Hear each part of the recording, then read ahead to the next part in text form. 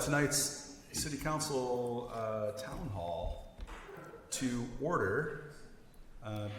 Start with a roll call on microphone check. Sure. Councilmember Blackledge. Here. Councilmember Greenberg. I'm here. Councilmember Parisian. Here. Councilmember Aranda. Here. Mayor Sutton. Here. Before I was mayor, I obviously was a resident. And there was this moment shortly after I moved into Robbinsdale, which I moved into Robbinsdale in 2016, but have been in the area since 2002.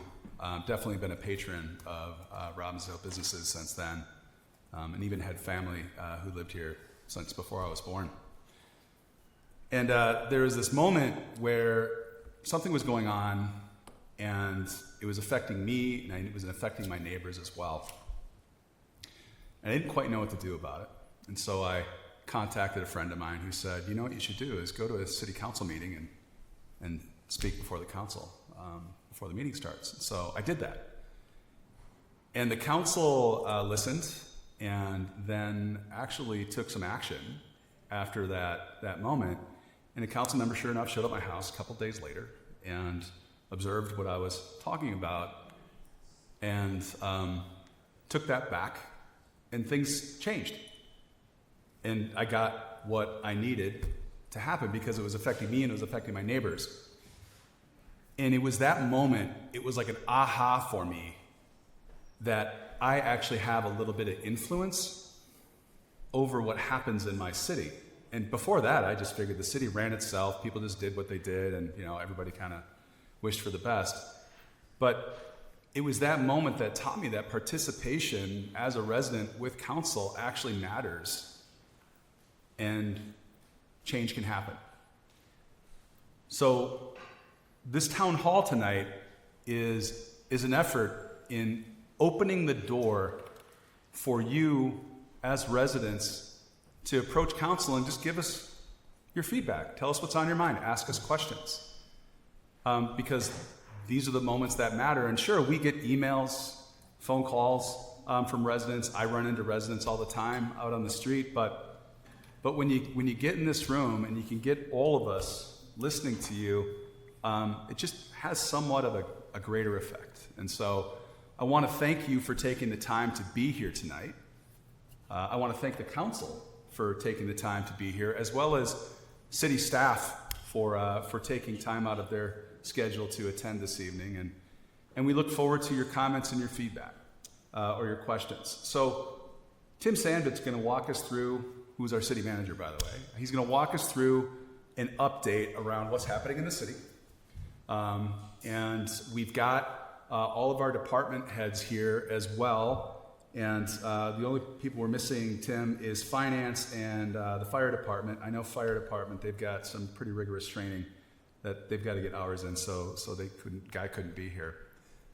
But why don't I pass it over to you, Tim, and you get us started, and then we'll open it up for you to approach the microphone. And Tim's going to tell you in the logistics portion, we ask that you try to keep it to 4 minutes because there's a lot of people here, and that's just out of respect for everybody else that's here.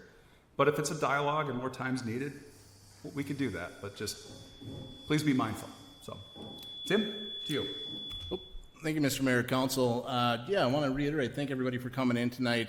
As the mayor noted, beyond myself, a number of staff are here at the request of council. That includes representatives from community development, human resources, engineering. The manager of the DMV is here. The chief and sergeant are down from PD. We have a few other city hall staff. Just so we can hear direct too. Would note so people are aware that meeting is being recorded, so we'll play it back for staff. Of course, will be available for the community to review down the road.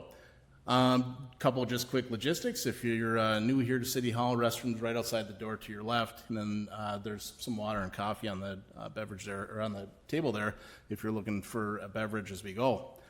As the mayor noted, as people are comfortable coming up and sharing questions, comments, concerns direct with the council, if you could just share if you're a Robbinsdale resident or not, I know that's helpful for council.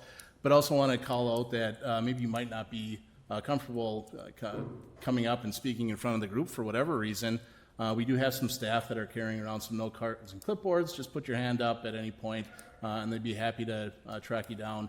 Take that, bring it up to me, and I'll share with the group as we get breaks between speakers.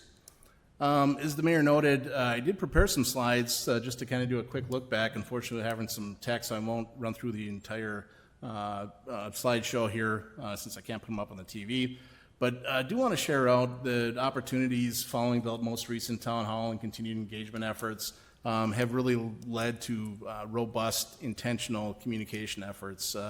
Whether through the city website or materials that we develop specific to an item or more generally. We've started up this year. The council just got a first view at some annual reports. So typically we do these for public safety, but every department reports these now. So making that kind of stuff available to the community, again, is a priority for council, and staff is eager to do some of those things. I guess in closing, again, just without running through the details that I provided, tried to pull it up one more time, didn't work. I do want to call out, it's great to see so many folks come out tonight. Would reiterate opportunities to participate in different capacities. Certainly this is one. As the mayor noted, informal checkpoints are a great way to talk to your council member and mayor. But also we have some opportunities with the city. So serving on a committee or a commission, everything from parks to planning to human rights to sustainability. We're always looking for volunteers to come help us out. These are groups that advise the council in different capacities. So if after the end of the evening you're feeling so inspired, please track down one of the staff members. We'd be happy to talk to you more about that. And then the final thing I would leave you with, the council and staff did agree to, what we've sort of labeled as the Minnesota goodbye, that as people are done speaking, at the last town hall we found a good opportunity to connect one-on-one. Again, people have different preferences for the way they communicate and connect. So staff and council are going to hang out a little bit, that if you want to have that one-on-one conversation on the way out, please be sure to do so. So with that, Mr. Mayor, at the appetite of council, I would open up to speakers. And again, if you have anything that you'd like shared, but not comfortable stepping up, just raise your hand. Staff will track you down, and I'll read those as we go. Yeah. Okay. Who's first?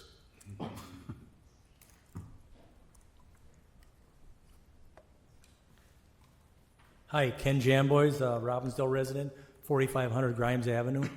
I got 3 issues tonight. I'll try to cram them in 4 minutes. We have a address 3940 46th Avenue North. It's a group home. I went last Thursday and got the police reports for the last year from May to May, and we had 53 police calls to that house. It's a group home. I just think that's way too many police calls for our neighborhood. We got guys walking around the neighborhood. It's very uncomfortable. Guys walking around all night. The various calls were from somebody was sick to welfare checks to somebody's dying. So I got all the 53 calls, and it's just kind of crazy that we have that many problems in our neighborhood. If I had 53 calls to my house, my neighbors would be all over me. DHS, I guess, is handling, Department of Human Service is handling it. I called them today and went through like 10 phone numbers to try to talk to somebody, and I couldn't talk to anybody direct, left some messages. The second issue I have is speed bumps in our neighborhood. If somebody can hand out these to the city council, please. There's pictures. And on Grimes Avenue, it's a shortcut. And Halifax is a shortcut for France Avenue from Highway 100 to Lake Drive. Lake Drive to Highway 100 is like a speedway. I saw a police officer the other day sitting in the church parking lot over there waiting to get speeders, and everyone cuts through. I was walking my dog the other morning, it's Sunday morning, and on the corner of 46 and Halifax, and the car comes around the corner at 6:30 in the morning, about 80 miles an hour, and almost hit us. Cars speed down Grimes Avenue where I live during the day, in the morning, in the afternoon, during rush hour. Buses are speeding down there. We have delivery drivers speeding down there. It's just, I've tried to get with Mr. Blackledge, Councilman Blackledge, about getting a meeting together for our neighbors, and we're trying to get that together, but the neighbors are very upset. It just seems that everyone takes a shortcut when they see Lake Drive backed up coming off Highway 100 to off France to take a shortcut, and we pay for it with all the traffic that we get down our streets. And the third thing is the garbage pickup. Seems since Republic has taken over, it used to be 7 o'clock in the morning, and they pick up garbage after that. Friday, they picked up garbage on my street in Grimes at 6:15 in the morning. I don't know if the city council, when they signed the agreement with Republic, that if there was a stipulation there, they could start at 6 o'clock. But I called the city today and asked about permits. If I want to do construction on my house, I can't start until 7 o'clock.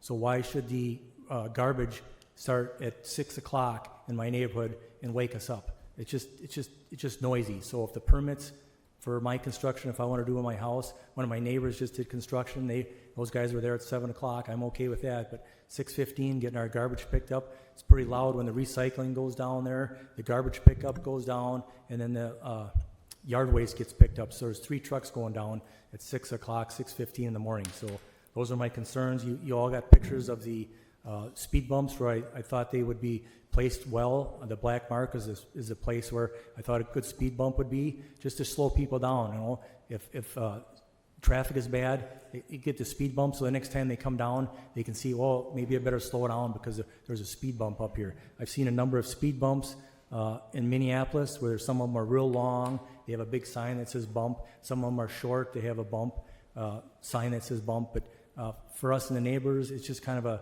raceway through there, and we have kids and elderly in the neighborhood, and I think for us it would just be safer if we just had some speed bumps. So I'm trying to get together with Raymond on it so we can get a neighborhood meeting and get things set up. So thank you, council, for your time. That's great. Thanks, Ken. Thank you. Tim, I know with the situation with 3940 being a group home, that falls into the category of kind of what we're trying to get more control over at the legislative level, correct? Yeah, Mr. Mayor, Council, so I think without having the specific address license in front of me, congregate care is something that the city's been advocating for at the legislature. We did get some language through our Northwest Suburbs cohort, gone through the session just, of course, ended last night, so we're still reviewing what that will look like. Certainly appreciate and share the frustration and lack of communication with DHS, but we'll continue to work on strengthening those relationships through these new rules as they go into effect. Yeah. So thanks for that, Ken. And then noted on the speed bumps and garbage pickup. I think that's some good stuff to talk about offline. Yeah. So, okay, cool. Okay, I just want to.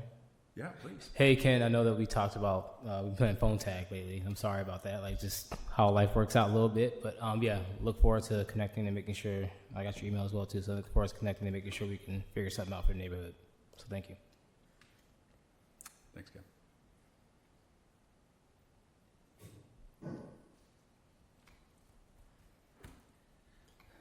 Good evening, Council. My name is Sam Sant at 4571 Grimes Avenue North. Ken is actually my neighbor. I came with him. We came together and another neighbor to speak collectively regarding this issue of this group home. I live closest to it. My wife, my 2 children, and I. At 3940 46th Avenue North, it's right outside of our house. And for the past 4 years, it has been nothing but trouble. From noise violations, being loud, patients able to walk around aimlessly outside without supervision, which is being also an issue of behavioral and health issues and drug issues at that house. We find that very concerning. And as homeowners ourselves, that we should have rights as well. We know that there's a reason for these homes and for people to stay in them with our taxpayer dollars that are usually about $7,000 to $8,000 a month to pay for these individuals to be treated properly and respectably. We don't see that happening at this particular home. Years ago, during the pandemic especially, my 13-year-old daughter and I were outside, and one of the residents, older male, wanted to talk with her and ask her for her phone number, my 13-year-old daughter. And speaking as a resident and a parent first, I'm going to protect my daughter any way I need to, first and foremost. I don't find that acceptable, and have been furious about this ever since this home has been opened. One resident went out in the middle of the night, took a metal chair and bashed every window of that house. Residents have died from drug overdoses in the house over the past few years. It's been ongoing. We're seeing more police out there, more ambulances, and we're getting frustrated with it. We're concerned as residents that our homes are going to lose value, especially more and more group homes like this do come up and are not taken care of properly. It's going to affect our property values. I've lived in Robbinsdale for almost 20 years and invested almost $100,000 in our house. This past 2 weeks, we put on a new roof and new siding. We want to take care of our house. We want to take care of this community, stay here longer, brought up our kids here. So we'd like to see, more support from the city and from the state, and make sure that these homes are taken care of, the residents are, and that we can live together and somewhat in harmony and not have these issues. I'm not anti-group home. There's a group home 2 doors down from that, from my other neighbor that just came in here on the other side of him, that has been running for probably as long as we've lived in Robbinsdale. And the worst thing I can complain about is the beep from the van that backs up. There's been no other issue with that home. This one has been a constant problem, and we're concerned for safety for our children and ourselves. Thank you. Thanks, Thank Sam. Thank you. Sorry, Tim. One more follow up on that.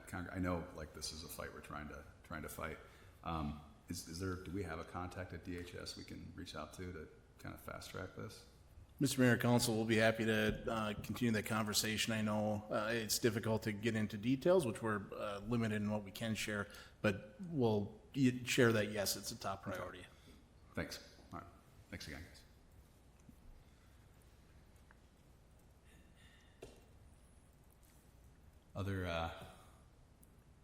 Other questions, comments?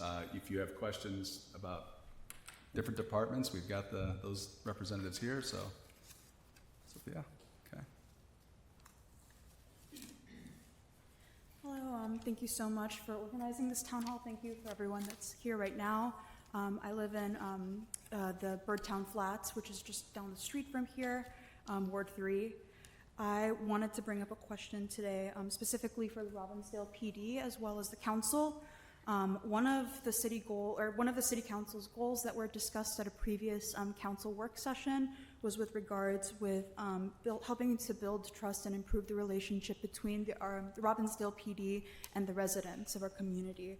So my question would just be to help facilitate discussion of that, like for the PD specifically, like what I guess are some of your plans to help create like that trust? Like, are there any like sort of activities that are in mind right now, especially in light of all of the events of Metro Surge? I know a lot of the community has been left like shaken by that and wants to help, and we would like to see like kind of an improvement of like building that community and trust and like increasing that between our residents and PD. So that's all I wanted to ask. Just wanted to open discussion, so thank you. Okay. Chief, you willing to come up for a moment? As he's making the long walk up. I can share as a part of what I intended to put in the screen here. We want to do a quick look back as to some of the touch points. I think you're talking about, the building trust. A lot of that comes from engagement. Quick list that was put together, recent activity with Meals on Wheels, the MLK breakfast, community engagement with the Team North Memorial, weekly events at Lee Square, Robbins Landing, Lilac Way, the bike rodeo, Highview High School site visits, Robbinsdale Middle School site visits, Tri-City Brunch Bingo and Band event, working with the Redesign Mental Health Collaborative, the Police Community Garden, Teen Teamworks, the JCPP, and the MAC were the quick list that we put together. Thank you, Miss Badges and Bobbers. Thanks. I'm sorry. Go ahead, Chief. Okay. Thanks. So we are always working with our community engagement teams to put on as many events as we can. We do have to keep in mind our staffing levels as they are still short. But we do heavily rely on our JCPP program, who is an embedded, basically, community engagement individual from Hennepin County, who has really been doing a great job of helping to be our voice and putting together some events. And in these events is where we have the conversations and we talk with people to help basically build and gain trust. Could you just, what does JCPP stand for? Joint Community Police and Partnership. Thank you. Yeah. Thank you. Any other comments or questions, Council?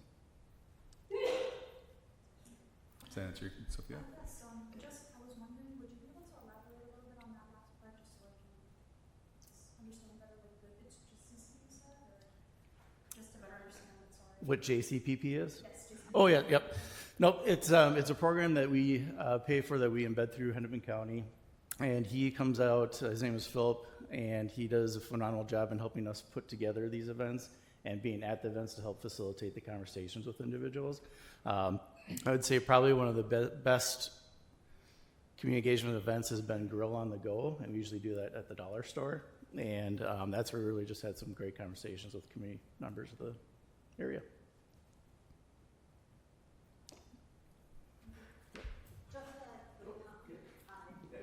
Just a quick comment. It was National Police Week last week, and I do want to say thank you for all that you do for our community.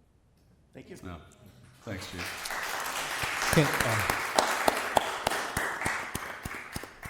Hey, Chief Foley, I might have one question to follow up with you. Sorry. You're walking away. Yeah, let's get your substance there. So hooking you up.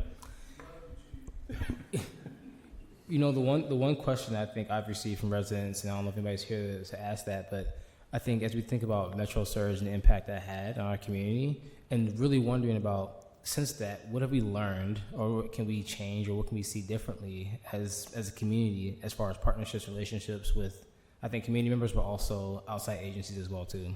If you can speak to that, kind of less. I'll speak a little bit to it. So Metro Surge was something that we've never dealt with before. It was something completely new to us and all the other police departments around here. I think that we definitely we learned some things, so did a lot of the other agencies. And, we had a couple of events that happened, and our officers just continue to improve throughout that. I know Philip has been trying to work with getting us in contact with people who maybe don't trust the police or are scared to come and talk to us. And so we're just kind of waiting for those events to happen. And as far as Metro Surge, we haven't had any incidents recently that we're aware of. So, anything else? No, I think Okay. one thing I'm curious about is as we think about the learnings and things that we've taken away from that experience, like, are there any potential changes as far as operating patterns or how we just engage with the community? I think part of the question was, if I'm not mistaken, was alluding to what deeper community relationships we can have. I know we do a lot already, and that's one thing. But I think this really did a number on how people perceive just law enforcement in general, which is unfortunate. And we know that's not necessarily something that you are in control of, but also something that we can be intentional around how we show up, and we can be intentional, making sure our community feels connected and feels supported by public safety as we move forward. So if there's anything that you can just briefly, 'cause I know it's still a lot of learning and data is coming in from that, and thinking about how to move forward with everything that's taking place. But yeah, just to give some people an idea about maybe what you're thinking as well too, is some different ways in which we can be more connected and collective as we move forward. Improvement of communication is definitely one thing that we needed to do, but we just didn't know exactly what was going on, and we're trying to figure out everything that was going on. So I also do suggest if anyone has any ideas on how we can do that, please let me know. We do have the comment cards over there as well. But again, just relying on Philip to kind of help facilitate some of those deeper conversations. Yes. Yep. Thank you for being here, by the way. It just means a lot. We have a community forum here, and you coming in just actually means a lot. The one question that I will ask here is for those residents that can't be here today, coming to a government building can be scary to some folks, especially on immigration status specifically. But what would you say to those residents that maybe can't be here today, just to reassure to them that the RPD is someone that you can trust and call for when you need help? Because I have had some residents kind of be a little hesitant to call the police just because of immigration status. And I think that you guys have already put out a statement on this, but just for something on the record for folks to that I can circulate back to. Well, per policy, we can't ask someone's immigration status. And well, I know some people, we lost some trust with this. All I ask is that you try and trust us. That is our goal. That's what makes a city work. When the community doesn't trust the police, that just builds a big barrier between us. So, thank you. That is so important. Thank you. I appreciate that. Chief, one question, and this is awkwardly going to put you on the spot, but I know shortly after I took office here as mayor, I did a ride-along. Is that an option for people if they want to come see a day in the life? I mean, is that We typically just do ride-alongs for people who are engaged in law enforcement or looking to go into law enforcement. We did shut that down in 2020, but it doesn't mean I wouldn't be open to looking at that again. right? But or they could do coffee or something. Oh, yeah, absolutely. Yeah. Okay. Thank you. Thanks, Chief. Thank you. One last, okay. Wait, there's one more question, Chief. You have a resident? It's fine, it's fine. So, Julie Ralston, advocate, president of Robbinsdale, and I just wanted to ask if you could talk a little bit more about, beyond the JCPP, Councilor Member Blackledge asked about other deeper things, Chief Foley, but I was wondering if you could say more about what, the police department does for community engagement beyond relying on the JCPP. So right now, we had to pull our community engagement officer back onto the streets, so we don't have somebody in that role. So that's why right now we're relying so much on Philip for those. Once we get some more bodies on board, we'll really start investing in getting more community events going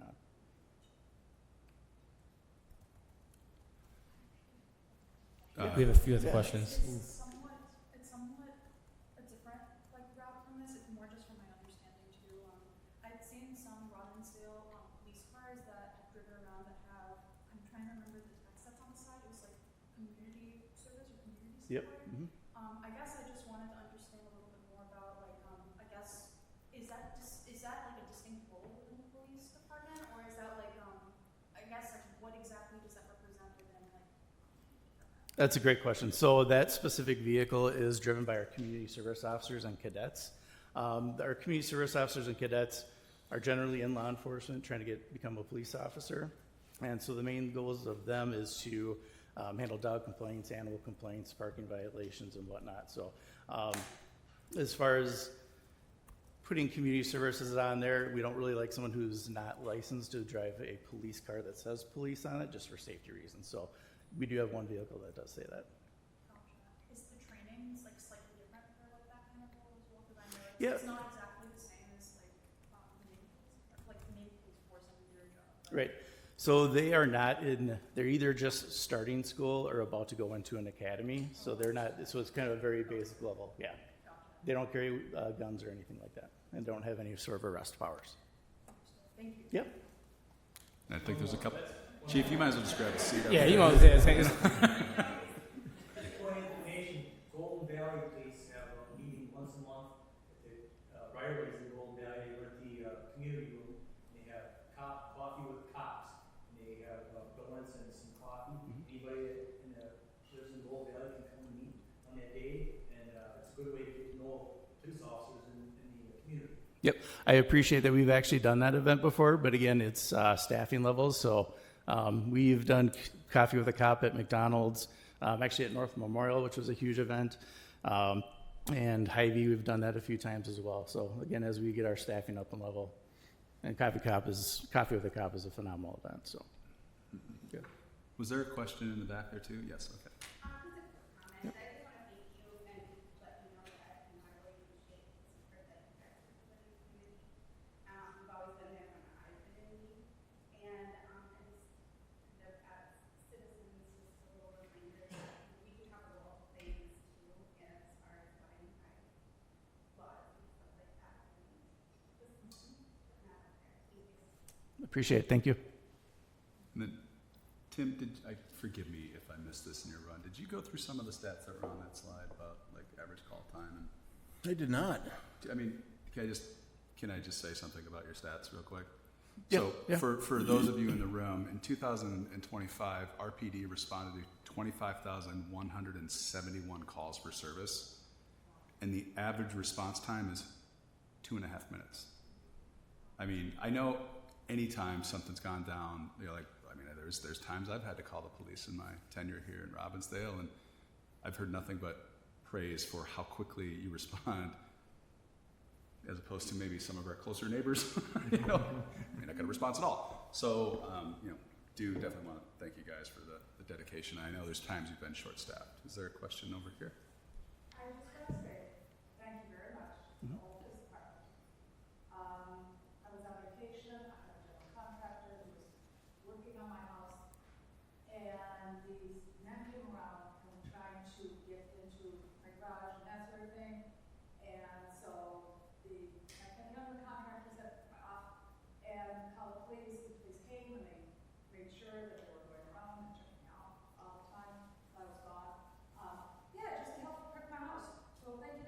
Yeah. All right, will do. Thank you. I think I saw some other hands go up. Yes, Nate.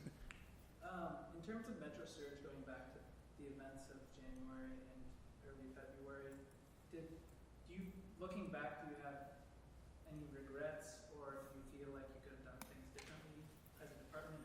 And then overall, what would you say is RPD's like internal discussions going on about that? I know sometimes day-to-day operations, you guys are probably chatting with each other about what you see on the streets and like what's going on in the real world on the ground. And I'm curious about, as you reflect on those things, were you struck by anything, or are you projecting any progress in the future on how police works in the Robbinsdale? Great question. I would say the biggest conversation was frustration. Frustration amongst the staff as to what was happening. And this, like I said, is a complete unknown of what was going on. Lack of, basically zero communication from ICE. Some of the Minnesota chiefs and Hennepin County chiefs were able to meet with some of the higher ups with ICE, but obviously there wasn't much movement there. So, what was the second part of your question? Just like what you see changes in the future in terms of like reflecting on that, how that happened, how it occurred. Hopefully it never happens like that again, but like lessons learned and like what takeaways you might see for our community. So we put together some standard order, some SOPs, standard operating procedures of what we're going to do in the event that does happen again, and we do have that available all the time. So this is what's going to happen if we have to deal with something like that again. Would you say in general the police department is supportive of ICE actions here in Robbinsdale, or not supportive of ICE actions here in Robbinsdale? Not supportive. Like I said, there's a lot of frustrations with what happened. And, yep, stay right there. I mean, ICE it is law enforcement, I mean, at least that's what it says on all of the information. So is there a lot of pressure on police departments to say that they don't support them at all? Because there are residents that do think that they serve a vital need, that even that if you're criminal element out of cities and communities. So my question is there public pressure to say, I can't support them? I wouldn't say there's that. I would say there's, we were not supportive of how it was done. Oh, that makes sense. Yep. My other question, and I'll let somebody else take over, was that I guess my concern was because we hear a lot about Metro Surge, and it wasn't handled as well as people thought it could be. Yes, I agree. However, there was not communication on many levels about the laws that rioters and protesters were doing. I mean, I've got copies of those, and I mean, I can ask you to explain it, or I can talk to you later, because that was not done, and I think that would have been really helpful, and I'm not blaming. I'm just saying we needed that from top leadership, from the governor on down, and it wasn't done. It seemed like at that end, it was escalating for a different purpose other than public safety. That's my thoughts. Okay, thank you. Appreciate it. That's not, no. I'll do one more. Okay. I've been challenged in how I think about RPD since Metro Surge, because I've felt, and I think many people feel, that your primary purpose is to protect us. If there's a gang of violent criminals in our city, you are there for us to rely on and fall back on in times of crisis.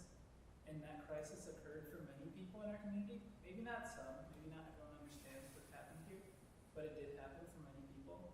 And I feel RPD failed completely at that primary task. And it's really hard for me to engage with someone that cannot do their basic task. And I think that trust has dissolved into nothing.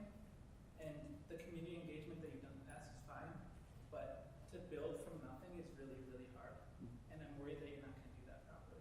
So I would like you to maybe just respond to maybe that basic premise that I was saying about policing and what it looks like and how you see that going forward. Because I don't feel like there's an answer, and that's hard to hear, knowing that it could happen again potentially. Okay. Did you want to jump in from your perspective as far as Sure, so patrol? I'm a patrol sergeant until very recently. I can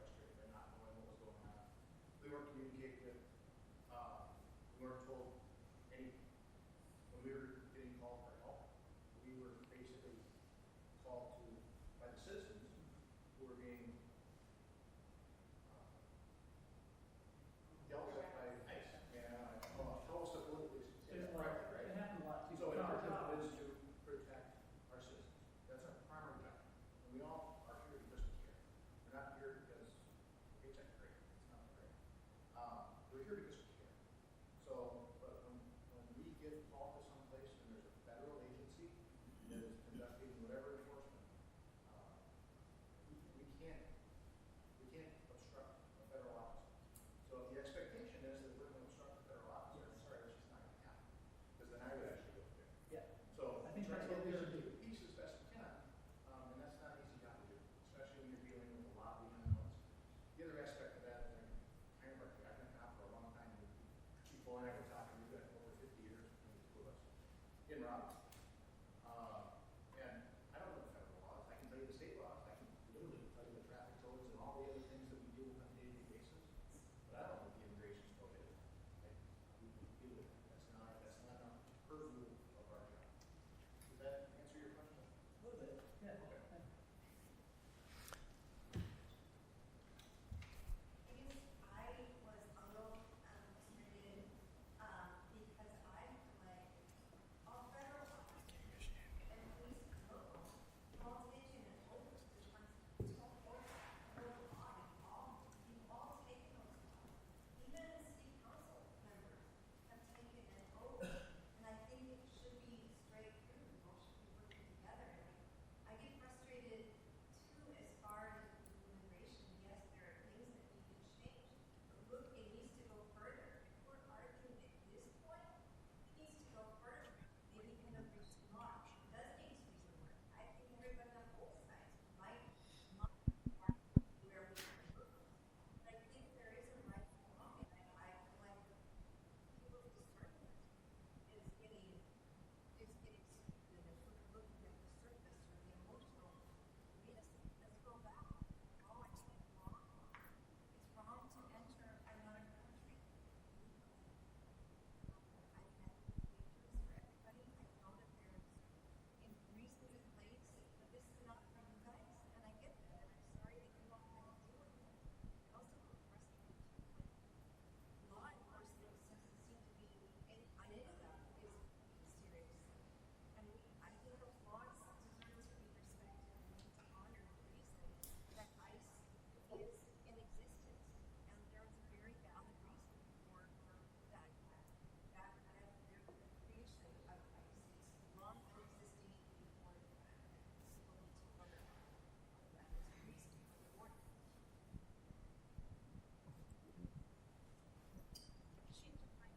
No, it's okay. We have those laws in place for a reason. We have ICE in place for a reason. They've been in existence for decades, and we've never had a population before. I don't know what the difference was this time. Why there was such an uprise in the just that one and what they were trying to do is what, as far as what their job is, according to the Constitution. So that goes back to my comment initially, where as citizens we have a responsibility to respect the laws that are in My name is Joe Wells. I live in Robbins Landing, right across the street over here. And I've been living over here in Robbinsdale for about 12 years now. And I love my city and the state itself. And I'm getting to know everybody else. And thank you for the job you're doing. It's fantastic, you know. But I'm here to speak for the ones that, as he spoke, that are not here, that needs to be spoke up for. So I'm gonna do my best. I look at my building, and it got a feeling in it that's not too good. A lot of different ethnic groups live there, lots of them, and most of them don't have a voice and won't put it out there. As some of them say, some are very comfortable. They feel solid on the ground they walk on, but they don't. They won't speak up. They won't say a word. Some of them are sitting there literally starving. Won't go get anything. Won't go to the store. Won't leave the building because they're afraid. They're afraid that most people gonna say something or pull them in, and they don't even know who. They don't know who they are. They don't know what you think about them. It's not funny, but it's funny. It's two ways of looking at that, and I feel for them. So with Mr. Phillips, who's a good friend of mine, Mr. Gray, Officer Gray, him and I, we talk often. He comes in for bingo. He brings food from Hy-Vee down there. And I see what he's trying to do, and it wasn't enough as far as I was concerned. So I opened up another way to try to help those people that was not being heard, was not being seen, because they refused to show themselves. So they wasn't being seen, you know. So I opened up my own food bank. I went and talked to some of the people in some of the other places that was distributing. And so Miss Ardale, I forget the name of her program, but she, for the last about 12 weeks now, I've been serving them every 2 weeks, abundance amount of food, and they come with their bags and they fill them up, and they pats me on the back and they said thank you, you know, because they know someone do see them. I may not talk to them that much because some of them I can't understand them, but they know someone's there trying to help them, trying to feed that mouth that they lacking on doing, and it hurts. It hurts, you know. As I said, I'm gonna say it twice. Some people are very comfortable with where they sit because they have what they need. Who's gonna reach out, as he was saying, for those that don't have a mouth, that are not being seen, and refuse to come out and talk because they're afraid. They're afraid. They love what you guys do because we see you. You're there. You're in the building when we know you're going to protect us. But that's ever since that ICE come in, they just won't speak up. And I don't know if they'll ever come out of their hiding place. So I just wanted to mention to the ones that are not here, I think their voices should be said. Thank you. Thank you. I appreciate that.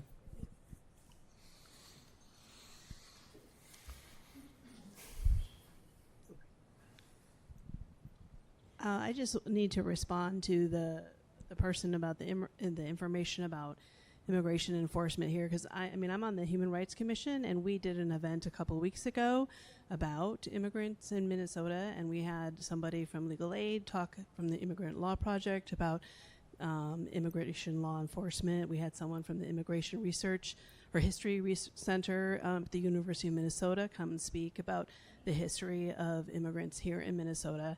And I think there's a lot of misunderstanding and ignorance about the legal system here when it comes to immigration enforcement. And so, like, for example, ICE was created in 2003, I think. It's not like it's been around for a super long time. It's a relatively new institution. Our immigration laws themselves have been kind of haphazardly developed and often and had their roots in sort of excluding Chinese laborers and other racial groups. So I think it's a really, troubled history there. And so I think this idea that we've always had this and, this is just the way it's been is not really true and accurate. And it's good for people to maybe look into this history a little bit more to make sure you understand it. And this idea that immigration laws are civil laws, they're not criminal laws, and it's really a new development for it to be treated like this way with criminal law enforcement. And we saw many examples of people who had permits, who had papers, who came in with, they have asylum applications, which is a legal status, who were being detained. So it is not just a matter of criminals, and in fact, we saw an example where the ICE was looking for a man from some people who were already in prison, and that's when they took that 50-year-old Hmong man out of his house in his underwear because he lived in the house that they had lived in before. So I think it's not really fair or accurate to say that it's very clear cut and ICE was doing everything by the book, and just because they swore an oath to the Constitution doesn't mean that they were adhering to it. And I think many of us saw many examples of where that constitutional oath was not being upheld. And that's where I think it's troubling to see other officers simply standing by. I mean, we do have a peace officer duty to intervene, state law, and I wonder why some of those same principles didn't apply when there was abuse happening by federal agents. So, listen, I just want to jump in here real quick, and counsel, I'll take your opinion on this, but what I don't want this to turn into is a back and forth between residents. So if you have something to say to the council, please do. If you have something to say to a department member, please do. But let's not do this, because there are opinions and there are people who know more than others. I would suggest we'll have the Minnesota goodbye afterwards, and so if there's a moment to approach somebody and share what you're feeling, please do it then. But what I don't want to do is back and forth. Of course, I will take council's guidance on that as well. So, Yeah, I always want to offer this. Sorry. Definitely appreciate the dialogue and hearing back and forth. I think part of what we're really trying to focus on this town hall, though, is thinking about our community. How do we be intentional around what that looks like? And I'm going to say this. I think there's a spectrum that exists as far as our knowledge and experience and understanding. And I think one thing I'm looking forward to is how do we continue to have these deeper conversations around educating ourselves as a community, but also as residents back and forth. Like, that's beautiful. Because I think this is where learning happens. This is where opportunities to grow and develop. This is where opportunity to grow and develop in our own sense of understanding is by listening to each other. And so I think for tonight's forum, though, it really is around what can we best do for Robbinsdale and supporting Robbinsdale. I think learning from what has taken place is a huge part of that. I want to thank our police chief and police officers for being present tonight as well, too, and thinking about that, because this is the beginning of a conversation. This isn't the end all. This isn't a one time and done. These are continued conversations that we'll continue to have, because it's not just a one quick fix. That doesn't exist. It exists in the sense of us coming together to have these conversations truly. So along with the mayor, I agree, like, if we can focus like towards us, because then we can talk about those conversations afterwards and the deeper learning that can take place as we move forward. So I just appreciate you all being here, and like, let's continue to talk about like what we can do intentionally. So thank you. thank you, Raymond. Hello. I was going to throw in there too that I don't think really getting to federal level politics and things like that is going to get us very far on the city level here. So I was hoping we could avoid some of that. We need to focus on Robbinsdale. So my name's Lindsay Grady. I live at 38th and Perry. I've lived here for 10 years. Beyond that, I spent 6 years on the Robbinsdale Crime Prevention Association. I was president, as well as filling other positions as well with that group, which means I work directly with Officer Woodhall, Chief Foley, several other people. For me, it's very important to find that connection between our police officers and our citizens. I know that is a very difficult, connection to make for some people, and I can understand how some people find it very trepidatious to find a way to connect with them. And so that's a great resource we've had. It would be great if we could build it back up again. So there are resources out there for all of us to utilize. And I think on a larger level for me, I find that there are so many ways for me to get one-on-one time with, whether it be you guys or the police department or the business owners or all those things, and get in front of your guys' faces and talk to you directly and ask those questions, rather than relying on maybe what I'm reading on Facebook and taking that as gospel and running with it. That's one of my major frustrations. So I just encourage people, like, we can all get out there and speak directly to each other. And there's a lot of events where you can do that and, make your voice known and ask those questions. I don't personally feel like any of you are scary. Maybe some people think you are, but you haven't gotten me yet. So, that's something I encourage everyone to be doing. Whatever your niche is that's really maybe troublesome to you, there's resources. There's, whether it be a citizen who can help you kind of get to that last connection.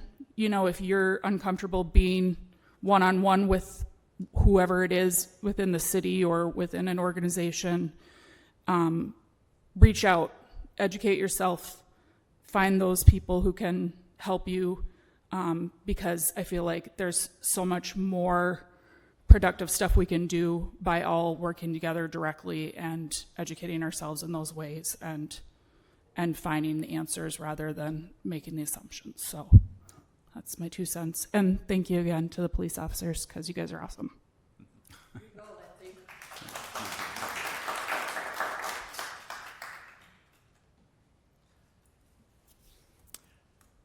My name is Thomas Lundberg, and I live at 3930 46th Avenue North, which means that I'm right in between 2 group homes, as Sam was talking about a little bit.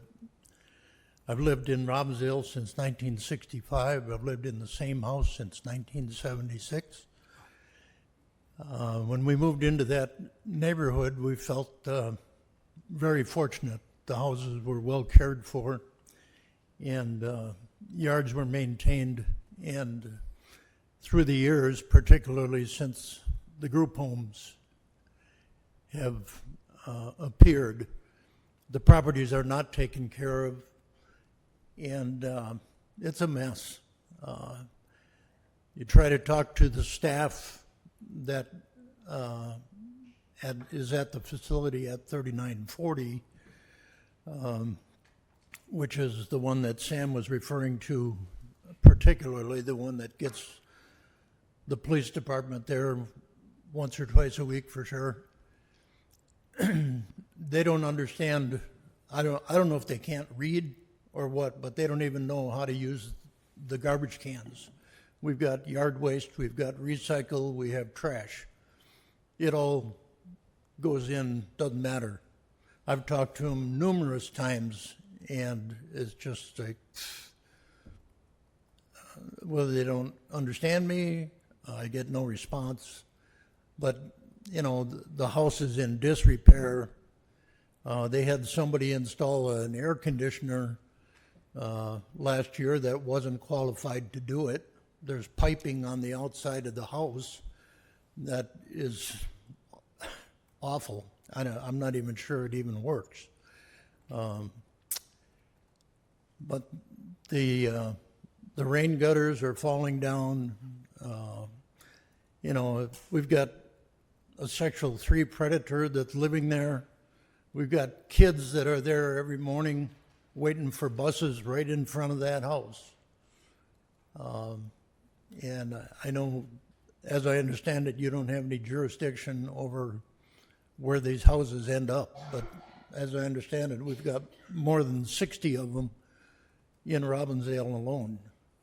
And how they choose where they are, I don't know. But the one house next to me, I have no trouble with. I communicate with them all the time. If I see an issue, I bring it up, and they take care of it. But this other one is a real problem. And I know my wife doesn't feel safe there anymore, which is unfortunate. But I just thought I'd let you know where I'm coming from, and I don't know what you can do about it, but that's the way it is. Thanks. Thomas, real quick, was that the same place? Okay, same place. Yep. Okay, thanks, Can Thomas. I offer something Yes. of a language just to be mindful of and cognizant? I know we're grouping group homes together. I know there's a particular group home that we're speaking about. And so thinking about that being intentional, like this naming it is this particular house and not a subset of all group homes, because I think that can really get lost in the opportunity that exists for people who do stay in group homes outside of this particular one. So I just want to be cognizant and mindful of how we're saying group homes and putting everybody in the same boat versus a particular one that we're speaking to. Yeah, we've called out that there's some good ones. Yeah, right. This, Okay. This is yeah. Okay. Thank you, Thomas. Thank you. Other questions? Oh, do we have comments on cards? We do have cards. Okay. Mr. Mayor, yeah, I've got a stack in front of me. I'll read them off in order. The first, what can the city do to establish a citizen advisory board for the police department? What can the city do to establish a citizen advisory board for the police department? Mr. Mayor, Council, did I take that one? So I think to start the conversation on something like that, two things need to happen. Parameters need to be established as to what exactly that means. You as a council have a number of commissions, committees, some established through the charter, some through code, some just by way of council action, resolution, or otherwise, establish these groups to advise you on a variety of topics. Something like this, I guess, the first piece would be to know that there's council interest. The second piece would be what does this group do, the parameters under which they operate, and that would probably be the more delicate conversation, because I know those that exist have certain challenges in function. I look to our big neighbor, Minneapolis. We've seen a version of this come and go over a number of years with little satisfaction. So I guess those would be the two big pieces, and would look for council reaction to that. But from staff's perspective, that would be the first way to move that conversation forward. Yeah, I mean, I guess I'd like to know the vision for that a bit more. I mean, council, please, jump in as needed. But I was thinking the other day, you've got a group of residents who get interested around a topic, and I think if residents organized, like an advisory or committee can just be established, right? If you have enough organization, I'm looking for you for a head nod. But then, before it becomes officially attached to the city, but like you could organize, kind of like there was the Stop the Light Rail group, or the SLR 81. It's a group of individuals who rallied, I guess, or the sustainability. Yeah. Yeah. I think that's a great way to kind of start. And then, I don't know, now the sustainability committee is like, we're going to maybe take it another step further. So I think if there's enough interest and it seems valuable to me, I'm for it. I just need to know more about it, but I'm open to the dialogue for sure. And I don't mean to put any of you on the spot if you have nothing to say. It looks like you're coming off mute. So. Yeah. Set up the feedback monitor here. Yeah. I mean, I think any ideas as far as like committees, like community organizations getting together and figuring out ways to work together to give feedback to the council or to staff. I mean, I think to Tim's point, like something like that would be directly related to the police. Like we have crime prevention. I don't know if that's like specifically organized or connected to the city at all, but there's lots of avenues to start those. And I think as it relates to this, like if the council, if something happens where there is a group that gets organized and they want something, I mean, sustainability is a great example of, it was a little bit more nebulous and just some community members working together, and it became a committee. And I think that's something that we would maybe be open to. It just is like organize and then see where it goes from there. Yeah, I'd be curious to know, like, does it address a gap? And then what? Well, yeah, I mean, and that's a good question too. It's just like separate from the ways that people interact with city today or with the police. What would be different? Because a lot of people, if they have questions or issues with the police, I know a lot of people interact with Human Rights Commission. Would it be different than that? Would it be, would it supersede that or be underneath it or, next to it or any of those things? I don't, it's like, again, how would it be distinct? Especially if it was like something that was a specific committee that was directly connected to the city, to something that we were organizing as a city, I guess, city government. Yep. Yeah. Thank you. Tim, I'm wondering if you could share a bit about the Multicultural Advisory Committee that is in place, or the chief as well, and maybe speak to if there are any opportunities for folks who might be interested to see how that committee functions. Yeah, I guess off the top of my head, Councilmember Parisian, Chief, you got openings on the multi-advisory? Maybe get you to sit closer. Music for you, like just kind of slowly. I'm sorry, I only heard part of it. was just kind of hard to hear back there. Just do you want to just know more information about the Multicultural Advisory Committee? Yeah, so we have a Multicultural Advisory Committee that our JCPP individual puts on, and I don't know how many people we have on it right now, but they partake in what's supposed to be monthly meetings, and they bring conversations from people that they know in the community that might not be might not want to talk to us, and to bring up those questions and have some of those conversations. I apologize, I should have brought that up earlier. If anyone is interested in it, and I don't know if we have the information, we'd have to reach out to Phil Gray, who is our individual, and if that's something we can put out for people to look at and try to connect with them, we can do that. And and the group is also people who not only just live, but they worship or work in the city. Yeah, Mr. Mayor, Councilmember Parisian, I guess just to bring that home, I guess like any of the other advisory committee groups, if people have any interest that are here tonight or in the future, you can contact myself to the chief's comment about somebody who may be interested in indirectly connecting, looking to make that connection too. I do want to call out the reason the JCPP hosts. It does give that bit of separation, so there is that accountability that it's not an in-house, it's not just staff. So sometimes the question comes up as to why does staff do this committee, why is that commission over here, that having that autonomy is important, we believe. And not to put you on the spot, I know Councilmember Parisian, we've attended a meeting or two over the years, and you can maybe share a bit from your experience as to what that looks like for folks that are here tonight. Yeah, absolutely. I think it was an important opportunity for myself to see and get to know folks on this committee and what matters to them and how to build that relationship with our police department. I appreciate Chief speaking to that a little bit here, and also to Tim for being willing to connect if there is if there is interest in connecting with that group. I think it's certainly worthwhile. Thank you.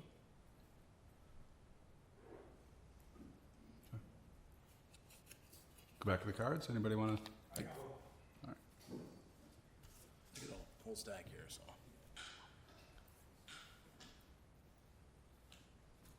Steve Carlisle, 4629 France Avenue. The fire department and the police department are both the foundation of the community. Okay, that's the way I see it. Okay, and I saw an ad the other day that you guys are advertising for police officers, right? And I saw what they're making, and I don't know if it's a union thing. I don't know how this all works, but is there any reason why we can't put more money in their pocket?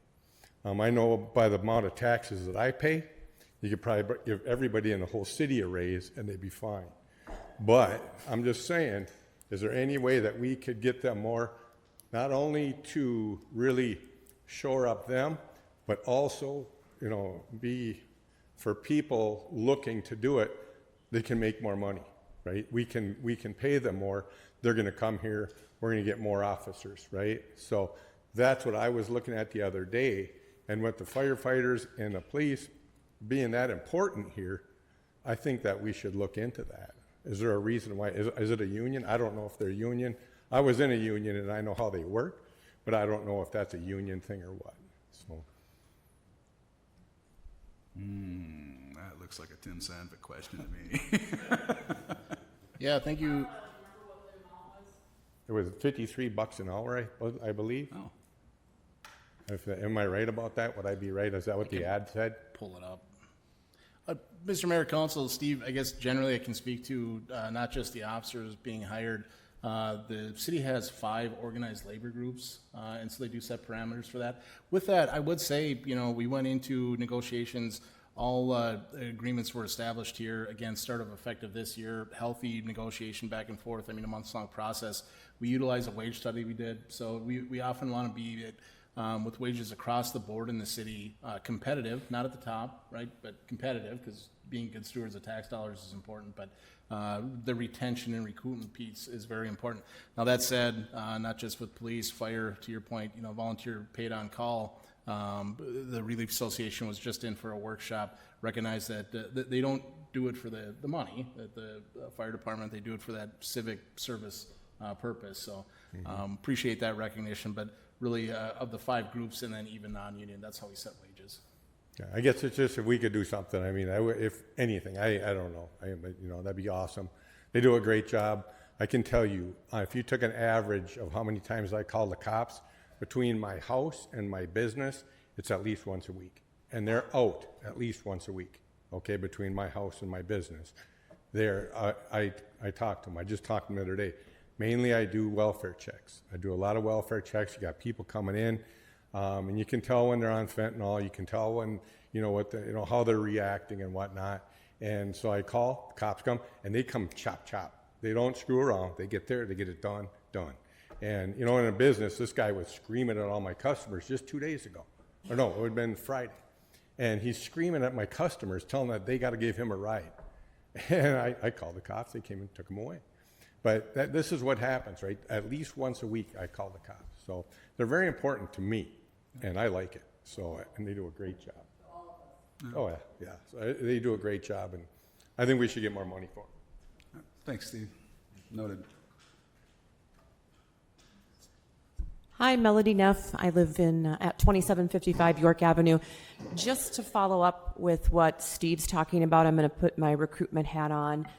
Are we working with universities to retain or gain graduates that are coming out of criminal justice and law enforcement programs? Are we actively recruiting from campuses to try to train more of the green individual versus looking for folks that have 10 or 15 years under their belt?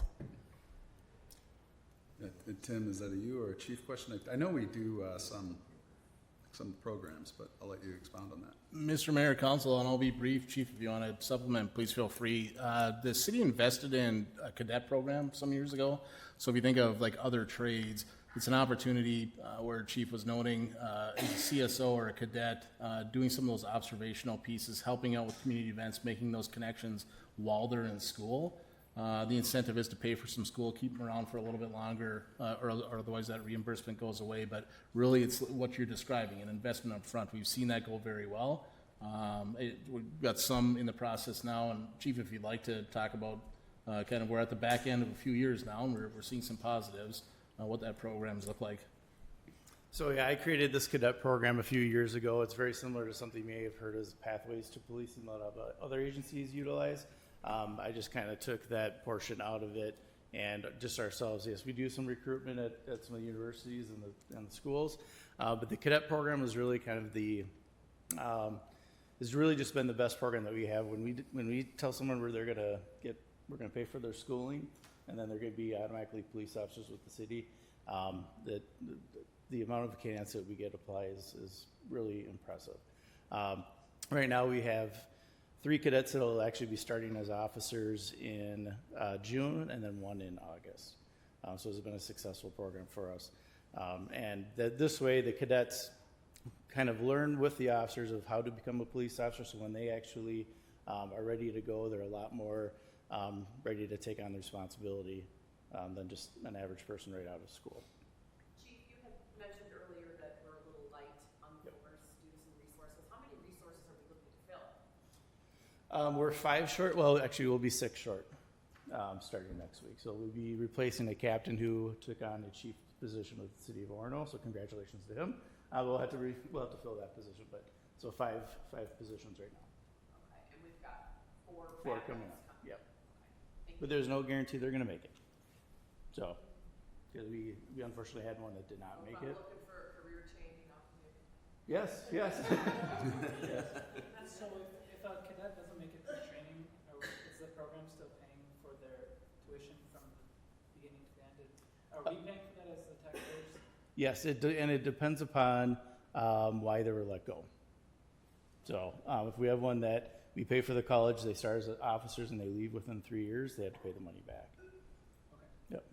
And who decides like the reason for firing and stuff like that? We have our field training officers if they go through field training. So we had one great individual and just couldn't quite make it to our standards. I'm only asking because I feel like I'm critical of government programs where the people paying for them don't necessarily have oversight on how they in practice impact them. So the fact that we're paying for it kind of throws me off a little bit, and that we don't have a way to like see where that's going all the time. And they are. How many officers have come into that program into RPD? We've had one so far, I'm sorry, two. We've had two so far, and we do have a contract with them. So.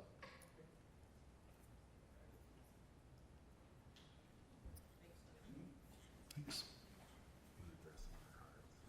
Yeah, take another card. How are RPD engaging with the community beyond JCPP? Did we answer that? Some of these came before we Sure. had robust. If council is satisfied, going to the next one. Only council, yes or no? Are you satisfied with RPD's response during Operation Metro Surge? Please elaborate. Well, is it yes or no, or please elaborate? I read word for word.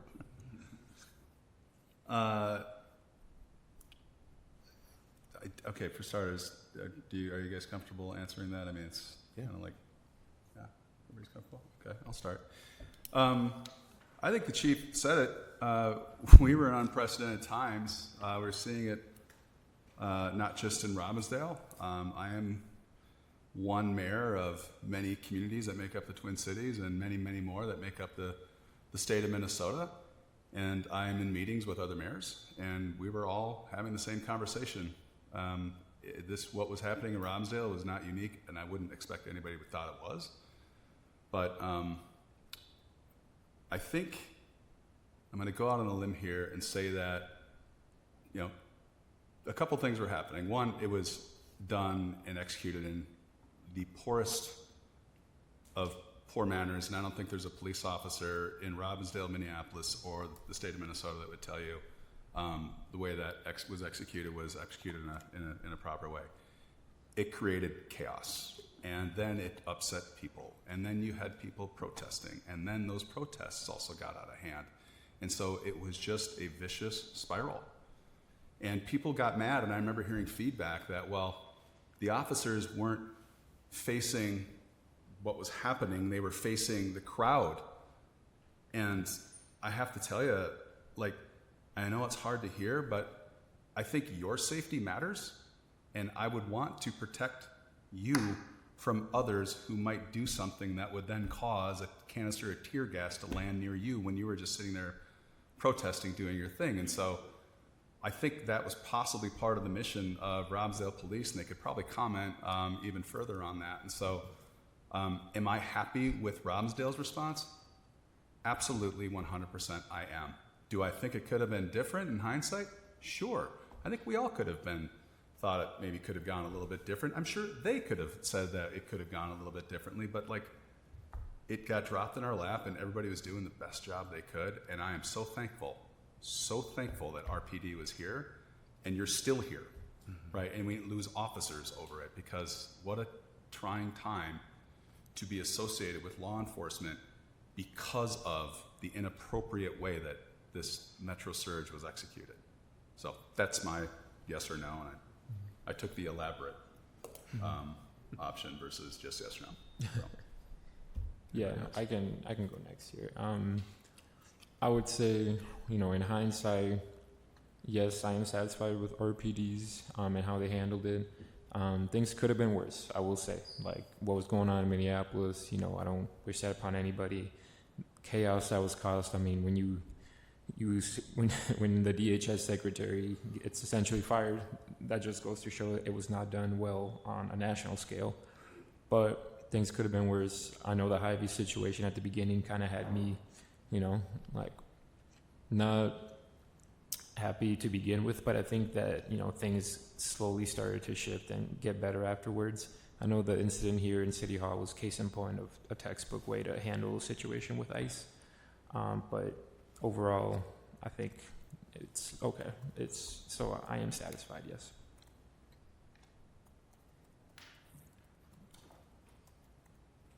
Thank you for the question. I I'm really glad to hear the response tonight in terms of lessons being learned. I think that is a key piece of building a relationship between the police and the community. So I'm glad to hear that. In terms of the incident that happened at City Hall, I am satisfied with how that was handled by RPD. In terms of every other interaction or situation or scenario related to RPD during Metro Surge, I heard a lot from the community, and I can understand the fear and the frustration from the perspectives of folks who came to our last town hall to share. And I think the most important piece is the learnings and the change that happens going forward. So I'm glad to hear that there are continued efforts to build that trust and build upon the conversation that we've already had. I am thankful for not only the perspectives, but also to hear from RPD in terms of the importance of public safety of our residents, and I see that through the actions that they do uphold for our community. I also think that this is an important moment because Metro Surge isn't necessarily completely gone. So I think we have learned a lot from what has happened during the past months, and I look forward to seeing the learnings and the action and improvements in building the relationship between PD and the community. So I'll say, given an unprecedented situation, that I was satisfied with RPD's response. And the reason that I say that really is that Alejandro spoke to the incident at Hy-Vee, which was handled poorly, unfortunately. But I think the reason why I'm satisfied is the learning that came out of that. And I saw actions change because of that. And I got response from the police department about how they took that feedback and they used it to improve. And we saw other outcomes that were much different as time went on. Now, some of that is because we were in an unprecedented situation. And I think they were learning. We were all kind of learning as to what was going on. But even just communication from the city in general and police specifically, seeing all of that happen and an actionable change based on response from an incident leaves me with the feeling that I'm definitely satisfied with RPD and their response to Operation Metro Surge. Yeah, thanks for the question and very deliberate. And I think I should have said, since my fellow council members up here as well too have previously shared, this hard part about going last is a lot of things already said, but I think, yes, I would say I'm satisfied with the response. I think there are incidents that we can recognize that weren't okay and some things that we've learned from that. And I think Councilmember Parisian put it the best way. We talk about learning and opportunities that come from that and how do we continue to bridge and bridge the gaps that exist or maybe didn't exist prior to that as well too. So I really think there's an opportunity for us to continue to think about how policing in Robbinsdale is done and how we continue to strengthen the relationship between our community. And I think this is a really important opportunity right now in our community as we talk about this. So in short, yes, and I agree with the council members as well too. Thanks for that question, whoever put that out there. Thanks, Raymond. Next question is the $40 million estimate for a public works building. A estimate Crystal building was $13 million. Well, I think I'll kick that over to you first. Yeah, Mr. Mayor, Council, and I can call up the engineer. He's kind enough to join us tonight. If you'd like to walk through where we are to the process. To start, yes, it is an estimate. To get to the point where we are, including some design work, and maybe more importantly, submitting to state and federal authorities to help pay for this, we have to take on certain levels, and that includes creating an estimate. As we're going through the process, a part of what they're doing in the director can speak to touring other departments, not just Crystal, but seeing what our neighbors are doing, where some cost savings may be incurred. The estimate does include a contingency, but do want to call out again that it helps us both in the design to kick things off and be able to have a place to start putting in those applications for special funding. Richard, you want to talk to where you're at in the process and what the estimate looks like and what we might be doing going forward? Certainly. Mr. Mayor, council members, residents, good evening. The process to replace the Public Works building has been going on for a little while. Any of you that have been to the current Public Works facility would recognise its insufficiencies.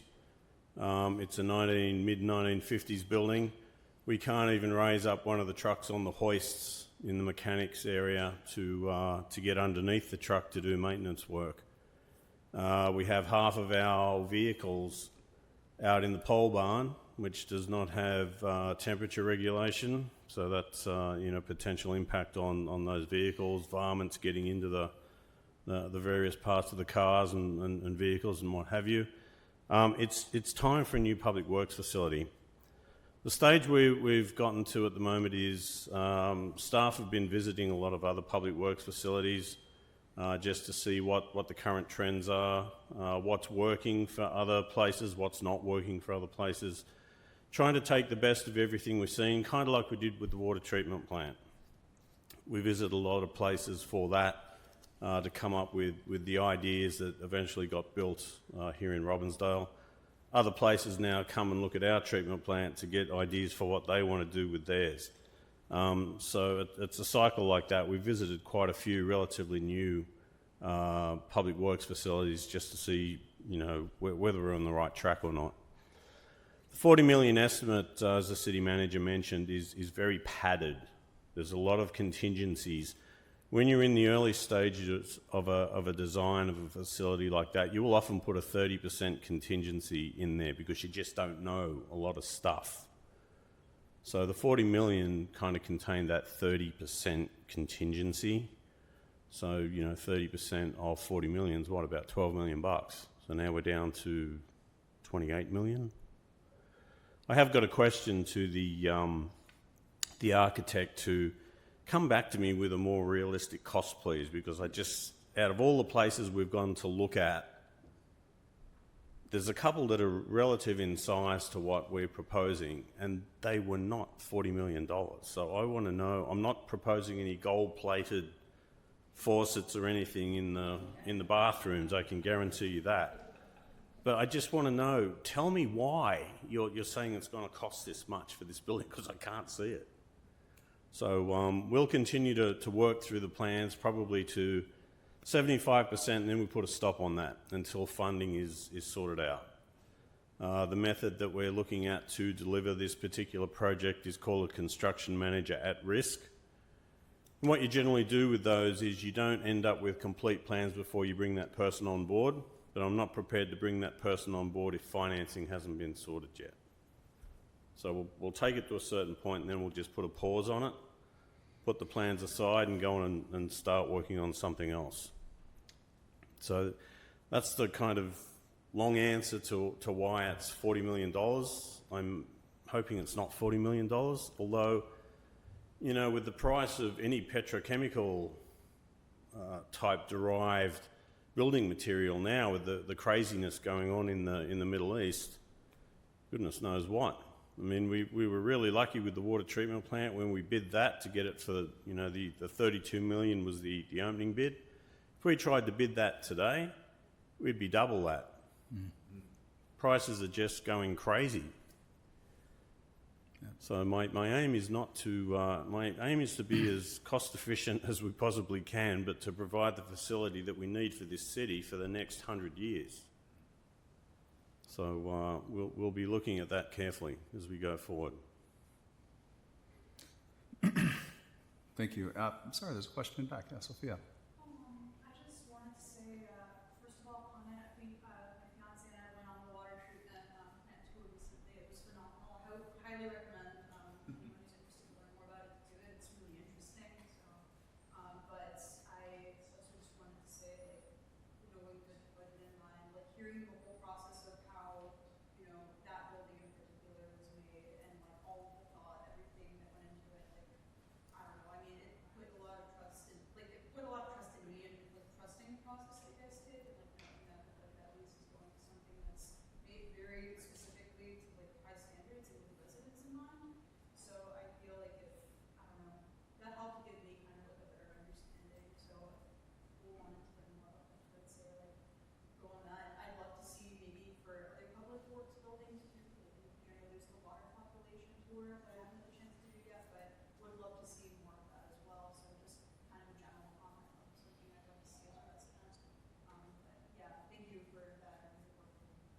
Thank you. Awesome.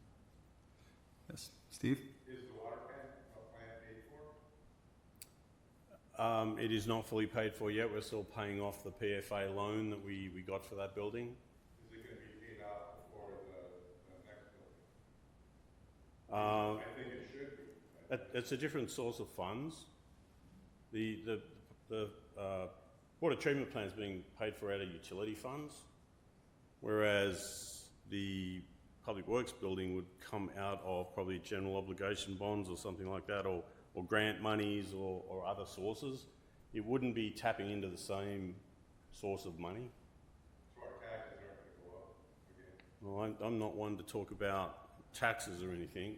I just put forward the what I think are the necessary constructions, both building-wise and street-wise, to keep this city a viable community.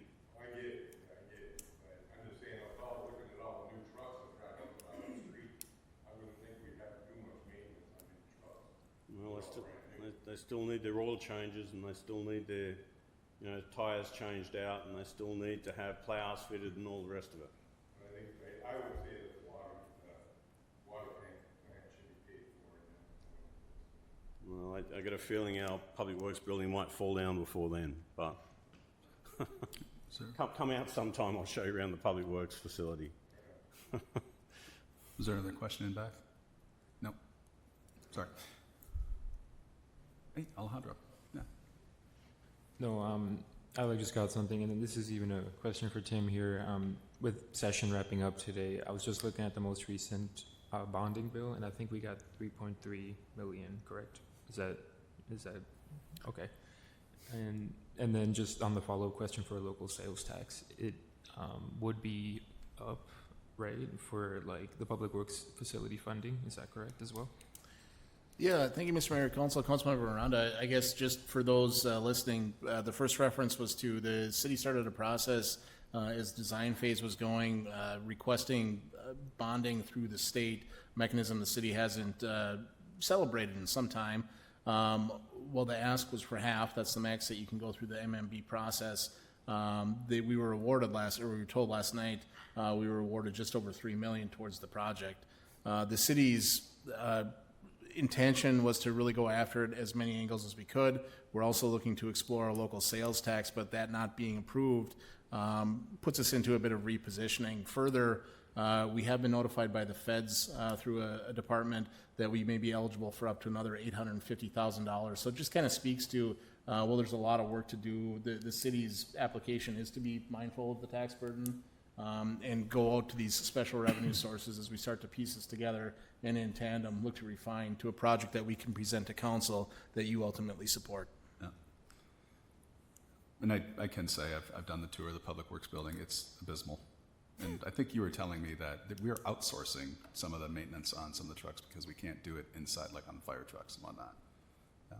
So, but hear you on the tax implication because I pay taxes too, and would love to find the most cost-effective way to do this as anything. So, any other questions for Richard?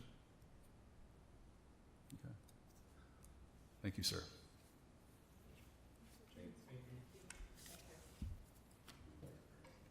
Yeah, hit me with another card there, Ed McMahon. Thank you, Mr. Mayor. Council. This one is smudged just a bit and would remind you that it's a question for council. I've heard members of the HRC make negative comments about the police department. I'm not sure every person has had a positive experience with police, but what do we see as the goal in that relationship? Councilmember Blackledge. Can you read that one more time?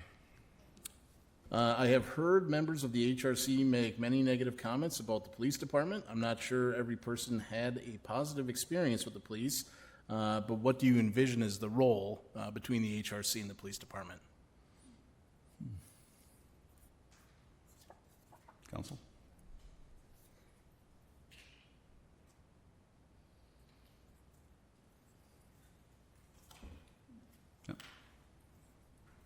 Yeah, thank you for the question. From my point of view, I do value the input that the HRC provides in their capacity to bring forth issues from the community to council to build awareness for what's going on in the community. And we've spoken earlier tonight about those who might not feel comfortable coming to a meeting or coming to an event like this. And the HRC does a very nice job of facilitating a community safe space for folks to bring their experiences and their thoughts in a semi-formal capacity. So in terms of the role between HRC and the police department, I think there are a few opportunities for that direct relationship to happen. But I think more importantly, the HRC is here for the community. So if you want to bring your feedback on the goings-on, whether it be with our public safety teams or anything else related to human rights issues that are on your mind, I do encourage you to reach out to the Human Rights Commission, attend a meeting, make your voice heard in that capacity if that's a space where you feel comfortable to do so. I hope that answers the question, but again, from my perspective, I do value the insights that the HRC is able to bring to the council.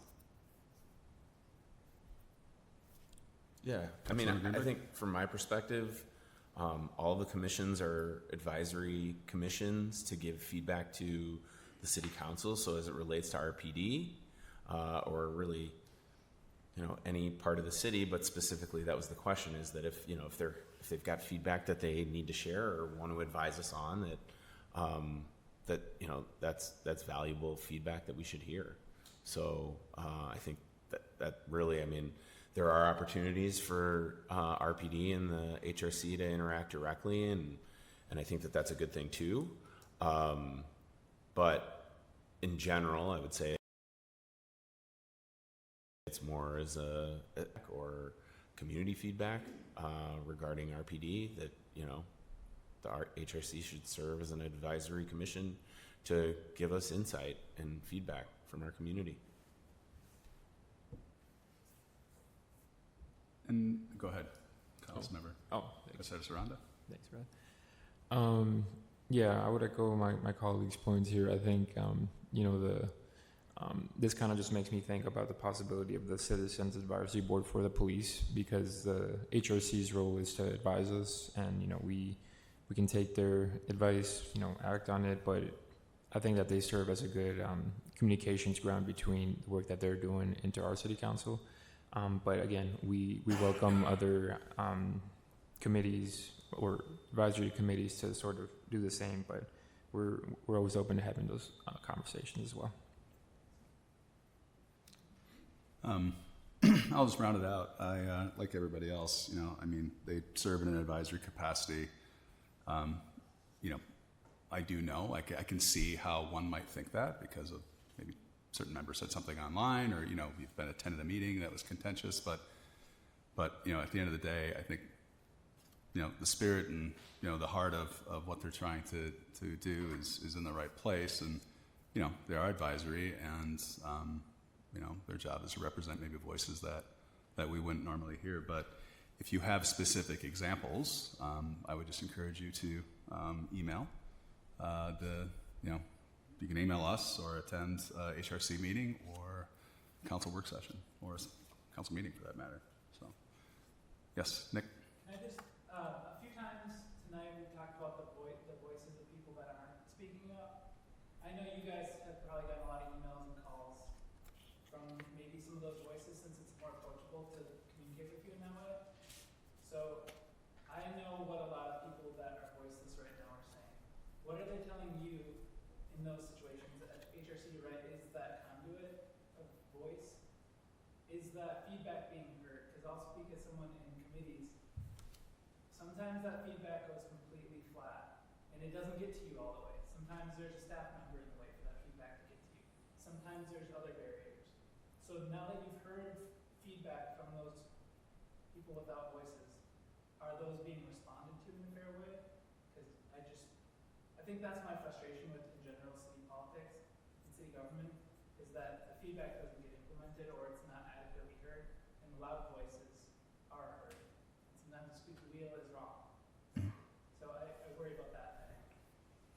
Well, the committee's working, it's kind of a mess. I'll speak for me, and then I'll let the council respond as well.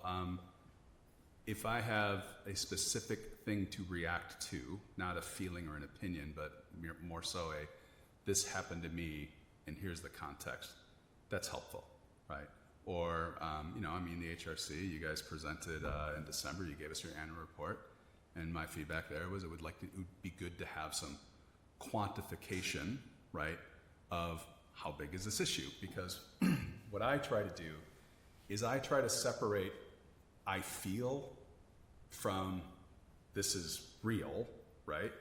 And not saying feelings aren't real, but it helps me when I know specifically, or it's backed by some sort of data, right? Because I know these groups can get together and it can be a lot of like-minded people, and you just don't know, is this something that you came up with as a group, or was this something that was input taken, right, from people? And so that's me, that's the way I operate. So I'm a data guy. Like, just give me what happened, and I don't necessarily need to know names because I know sometimes this stuff can be sensitive, but it's helpful. So that's my point of view. Council, any?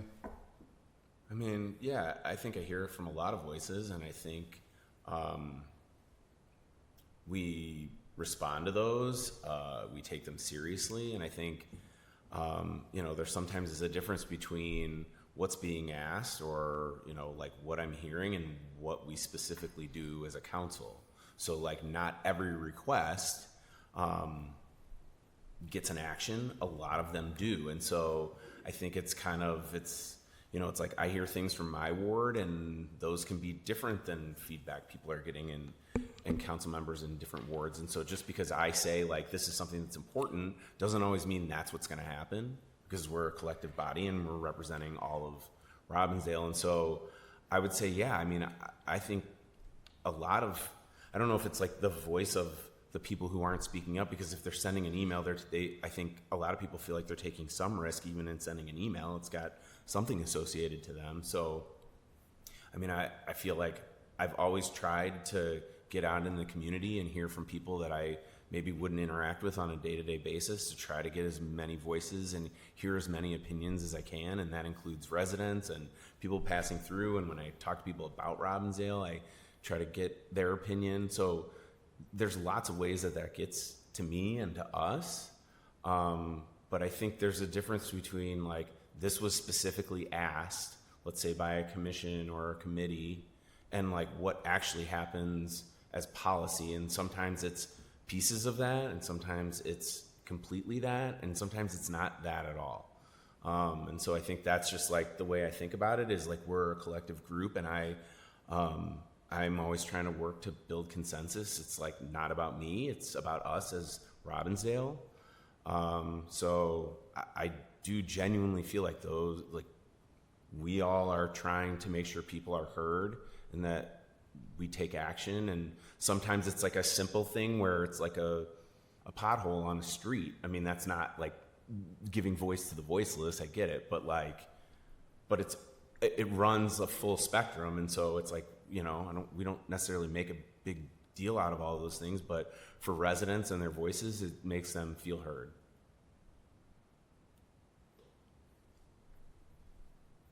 Question?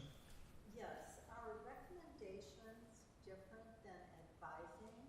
Because I think different commissions and committees, their research is valuable, but you are elected.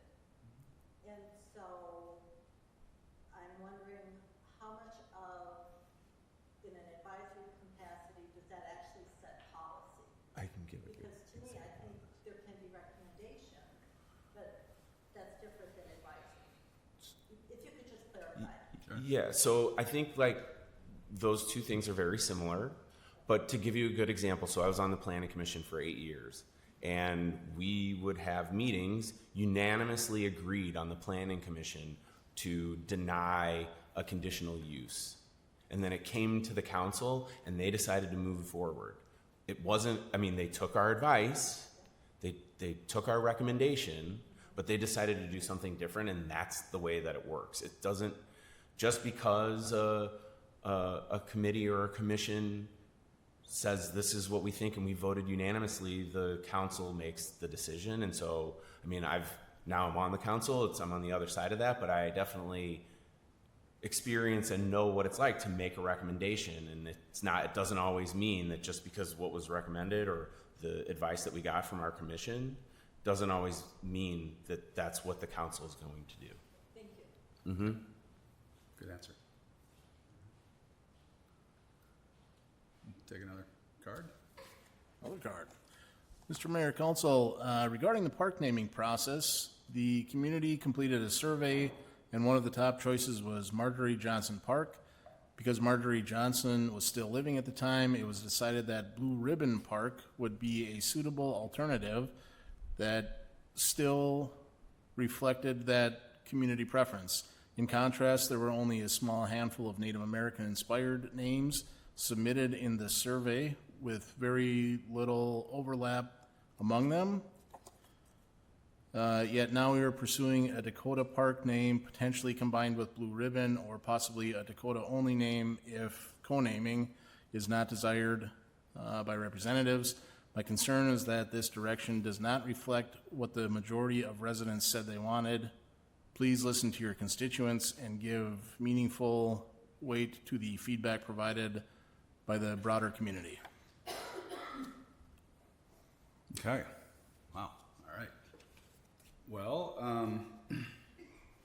I'll respond. I mean, does anybody else want to jump in? Okay.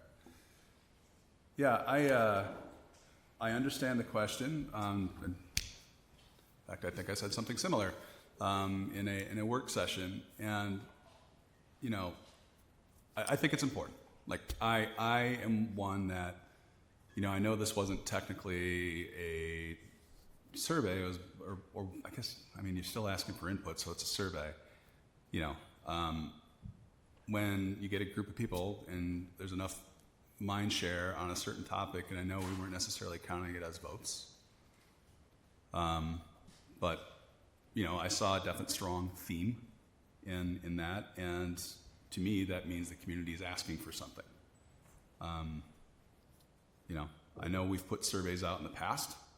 A couple years ago, there was one around the Blue Line, and that was pre-municipal consent, and it seemed like municipal consent went the opposite direction of the survey, and I think I even heard that the survey was discounted because, well, it didn't take account into renters. So I can see how there's a danger there that if you're going to put surveys out and you're going to ask residents for input, and if you don't take it and act on it in what it appears that residents are saying, you run the risk of people just not engaging with the surveys at all, and you never really learn anything about your residents. And so I understand the frustration in that card, and can certainly, you know, it's almost the way I look at it too. So there you go, transparency at its best. Anybody else want to comment? Or we can move on to another card. I'll just comment. Yeah, I appreciate the card and the sentiments and hearing that. I think it's a statement. I wasn't really sure the question in the card, but just to say, yeah, thank you for the feedback and input on that. And I will say we're just in the process, so there's a lot of things that aren't written as far as like it's a done deal. And I think there's a lot of conversation that will continue to happen as we move forward. So, yeah, that's all I want to add to that. Thank you. I guess I'll say something really quick. Yeah. I mean, I think like the one thing when this came up, it felt like there was a majority of residents, and the vast majority of feedback was that people were okay and wanted to see the name change. And so I think and there's a lot of discussion about the name and what it's going to be, and I think that that's all important discussion. And I think the new process was much better and more community and included more community engagement. But I think the key thing that we sometimes lose track of is that we do have community agreement that we're changing the name of this park, and that makes sense. And so I know there's a lot of back and forth on like what the name's going to be, and there will be a decision and there will be conversations, and those are ongoing. But the fact of the matter is the community agrees we should change the name of this park, and that's going to happen. Yes.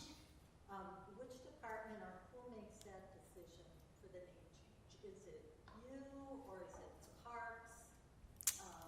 Ultimately, that will come back to the council. So council gave it back to the Parks, Recs, and Forestry Commission. And they came up with the Dakota naming process.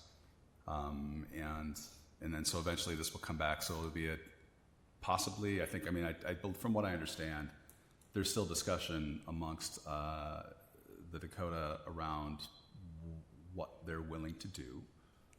Could possibly be a ceremony, which would be a closed door ceremony, but we, out of the other side of that would be a name, and then that name would be considered either, do we co-name the park, or is it only the Dakota name is where I understand we're at right now. But ultimately that comes back to the council. So, your input is still definitely welcome throughout the year. I think when do we decide on this? Is it next year? In the next months. Months, okay, months. Yeah. And I have a question. I transplanted from North Dakota here 26 years ago. Congratulations. So my question is why is Dakota pertinent here? Was this are we talking about the Dakota Sioux that reside here and this was their territory, or how is the Dakota part linked to this area? I don't know if that, and I'll open this up to others who might have better information, but I don't know that was outlined during the decision process and the conversations that we had.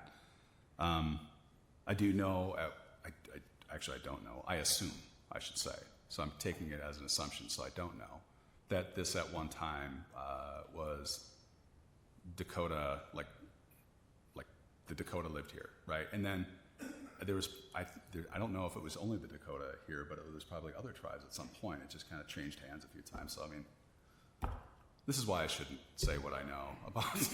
Well, that's super in my head is that I'm just wondering where the connection is. Obviously, it's coming from a state where there are several different tribes and things, the UND we named and things like that. I'm just, because there's a lot that goes along with usually the naming rights to these, how long you are, they're leasing it to you, how it can be used out in the community as well. So I just, yeah. Interesting. None of that I knew. Yeah, I'll just add really quickly. I think we are on Dakota land, so I think that's something that we do recognize as far as Robbinsdale and the existence prior to Robbinsdale being in place. And so, yeah, to your point, it is I think an historical aspect. And I know we're kind of running through this, but this recognizing the reason why we're renaming Sanborn Park in the first place is because of the history of Sanborn and what that meant for people like myself and others who were not able to live in Robbinsdale and be a part of Robbinsdale. And so just as something that's to bring that back into attention as well, too, that's a big part of the reason why we're doing this, because we know better, so we're going to do better. Yeah, Brenda. Yes, there is an agreement, there was an agreement to change the name of the park. And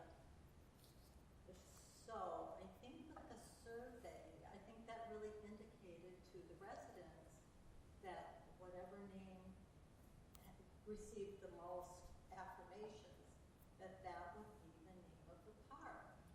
And it seems like what has happened here, we're not operating in good faith. And to have a private ceremony when we hear for the renaming and then the name reveal, that just does not seem right. It really doesn't. I don't know what else to say, because with all the talk about transparency, it really seems that this was not done in good faith. And according to the names, I don't want to say votes, but what was done on the survey, it was Blue Ribbon Park. Councilmember Blackledge. Yeah, just to speak to that, yes, the survey was a survey and not a naming survey. Like, it was opportunity to get names and feedback for what might be out there as well too. So I don't think that taking that to the stance of like who got the most votes, I don't think the word vote is accompanied by that conversation. It was a little survey just to get information or feedback around names and what those potential names could be. So I just want to make sure that's very clear. Like, I think we try to be very intentional around communicating that piece, and I don't want to misconstrue or take that outside of what that was originally. Greg? What's the plan to do the survey then? We want to get To get named, yes. Yeah, we want to get community feedback. So Stick with what people are saying. Listen to the people. okay. Well, the reason for the survey and any of the surveys, I mean, there was a survey around the Blue Line extension, and what was on the survey wasn't what happened. And there's lots of surveys that go out. It's a way of doing community engagement. We didn't do a park naming election where everyone voted and then whoever won the election, that's what wins. It was a way of engaging the community and getting community feedback, which I'll say was very successful because we got a lot of good feedback, and there were a lot of names that were included. You know, a lot of them were one-offs, but it was good guidance and good feedback for the council. But that's what surveys are. So, but council, as you can imagine, Greg and Brenda and others that are sitting out there might say is that you asked my opinion and multiple people came kind of to the same conclusion. Now you can say, well, I was just seeking input. But I kind of agree with the residents that a lot of people stood up and said the same thing. And I think that's meaningful. And so, you know, for what it's worth, I can see why people might say that. And we can call it what we want up here, but the perception is the reality out there. And so I think we need to be mindful of that. That's all. So I see a hand up over there. I believe that the survey process, though, it wasn't limited. Like, you could submit more than one, so it wasn't like one person, one submission. So I don't think we have a way of knowing for sure. Like, you can't assume that the number meant a number of people necessarily. Maybe we should do the survey again. Yeah, let's do the survey again. Councilmember Parisian. Yes, thank you. So I think language is really important here, and in the same vein with the importance of a name of a park, I think it is important to acknowledge that the use of the word survey is a misnomer. I know the council has spoken a little bit to this already. But even before the names were taken into account, the council decided on an update to the process. And what that process now looks like is that we open up to applications. So I think that's an appropriate word for, rather than using the word survey, we accepted an application window. And if I were to make a comparison to, say, a job application, if someone were to submit their resume X number of times, there is still a hiring committee that needs to make a decision. And that's where the council has to come in, and we are working to find consensus on taking that collection of applications that came through and then ultimately we gave direction to the PRF, our Parks Commission, and there has been a back and forth dialogue there. So I think there's an important piece to take into consideration that when we opened that application process, we didn't give that criteria that whatever application we get the most of is how we're going to make our decision. I think it is a very valuable insight that the council discussed at length. But I do think it is important that the council has agreed upon not only the reason why we want to change the name of the park, but also we've come to an agreement on what that process looks like. And I know that whatever name that the council decides is not going to please every person. And I think that's where the dialogue comes into place. And we appreciate the feedback that has been given tonight through the card and through this dialogue. Ultimately, it will end up being a council decision. And I know that through the application process, I have been very pleased with the dialogue that the council has had with staff and also with our PRF. Yep. If you've got feedback, though, and I've said this before, and I'll say it up here again, this isn't the city council's city. This is your city. So just like I told that story at the beginning where, you know, I came to city council, I advocated for something, and I had my neighbors, you know, like I knew this was impacting my neighbors too, and I brought it up and things changed. You still have a voice. So I would encourage you, if you've got feedback, send it in. So, yes, Janice. Why wouldn't you take the top 3 names, the Native American one and maybe 2 others that came through the survey and put it out there? Sorry, Janice, now I'm going to have to ask you to go to the microphone because it's getting pretty loud up there. So why wouldn't you take your, maybe your top 3 and say the Native American name as well as the maybe 2 top of the survey that was out there months ago? And could you put that in for a vote so that the city would feel like they have something to say about it? So you're saying put it out there on a ballot. Yeah, Oh, okay. So yeah, land on 3 options and then people let the would city feel vote on the like options. maybe they had a. The community makes the final decision. Yeah. Then you're not in trouble. It's a community park. Yeah. It ain't your park. It's a community park. Let the people speak. Hear them. Well, I'd be open to discussing that at a work session, but I know we've made a decision on the process, but we've changed process before, so I mean, we can take it offline or we can talk about it here, but I think it's worth having another discussion about, personally. So. Just a thought. It's Yeah. our park. And I think it's your park too. And your park. Yes, sir. Hi. Hello, members. How are you today? We're well. I How are have you? a couple of different things. One is, I know the lighting of the water tower is a hot spot. I might have a solution, and that is to light the side with a spotlight from Grazier Park so that you're lighting the highway end of it, you're not lighting the residential end of it. And I can actually hit that. I can actually light up the water tower with my big flashlight from the end of my driveway. My driveway is the opposite end of the alley, and it lights it up just fine. Doesn't affect any neighbors. But if it could be seen from the highway, you know, that would kind of let people know, okay, we are Robbinsdale. We're not invisible, for one. And it's probably a spotlight on a solar on a pole 20 feet high. It'd cure the whole problem. You don't have to light the whole thing up. I did like the green light though on St. Patrick's Day though. I did like that a little bit. I love the police and fire. I don't have any issues with police and fire at all. They do a fantastic job in Robbinsdale. Oh, my name's Al, by the way. I'm at 43rd and Lakeland. I should have threw that in there. I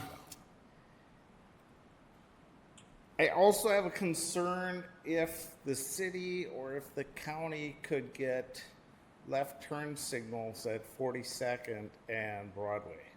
I don't know whose jurisdiction that is, if it's county or if it's city, but turn signals there would alleviate a whole lot of traffic mess.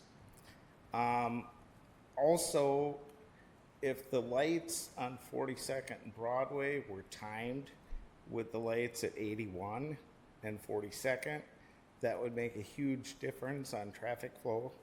Because right now it seems like when you have a fresh green on 42nd and you're trying to turn left on the Broadway, right about that same time is when the left turn arrow goes for the cars to come back up the hill. And then you have no chance of trying to make that turn there. So timing would be, terrific. There again, I don't know if it's the county or if it's the city, or if the city just needs to talk to the county and say, hey, can we, fix this a little bit? Because if you're out there, I'm out there at 5 o'clock every Friday, and it's a mess. And we have more horns going and more close calls that a simple light change would make a huge difference.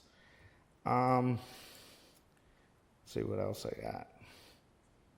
That's all I got. Thanks, Al. You're welcome. Appreciate that. Have Al, a can great I ask a night. quick question? Just Yes, sir. do you want every light at that intersection turning, or just from 42nd on to Broadway? Or are you saying like from Broadway onto 42nd, we need turn? Every left turn should have an arrow on it. All right. Yeah, and that would make it much simpler. Yeah. And I don't know what's I know possible, it's a but small I just wanted to clarify. But but it's very busy, and 5 o'clock is huge. Yeah, I'm I've there been stuck more in than that average. purgatory before. I know what Yes, you're talking about. yes. I don't know Robbinsdale what the rush process hour is, but- starts about 3:30. So, And I think it probably has to do. There's probably got to be accident records and that. Tim, what is the process to even look at something like that? Mr. Mayor, Council, I guess at a high level, we can certainly bring some data back to a work session in the future. Falls into the category of what Mr. McCoy would refer to as warrants, traffic study, and certain things would indicate patterns and volume would qualify something like that. We would have to work with the county on it. I can share that as a part of current light rail planning, they are looking at that corridor as to what traffic flow will look like. So future thinking, a number of options are on the table. Okay. All right. It might be kind of interesting to see the data, but thank you. Thanks. Thanks, Al. Real quick question. So you're saying there's a lot of options on the table. So is that in fact meaning there is going to be a change to that intersection? And is the city and those businesses of Robbinsdale going to have anything to say about that? I'm Greg Stipe. My family's been here 102 years. Corner of West Broadway 42nd. We're very vested in this community, both as former residents and forever business partners to this city. And I'd like to think that if there is any change that all those involved, residents and businesses, would likely have some say in how it's going to impact everyone. For starters, I mean, thank you. You guys are, again, part of the fabric of Robbinsdale, so appreciate you and your business and appreciate the question, which I'm going to kick over to Tim. Thank you, Mr. Mayor, Council. So where the city's at right now is responding to what's called 90% engineered plans. This is a part of the process that the project office, the light rail project group, utilizes this set of plans to submit to the FTA. So city staff is diligently working through stacks and stacks and stacks of engineered plans to that point of making touch points. I know the project office has been reaching out to individual businesses. I don't know if you've had a chance to connect with anybody directly recently. We usually get reports as part of every other week with this group, who they've connected with and who they haven't. If you'd like, I'd be happy to put you in touch with someone directly and they can get your feedback that way.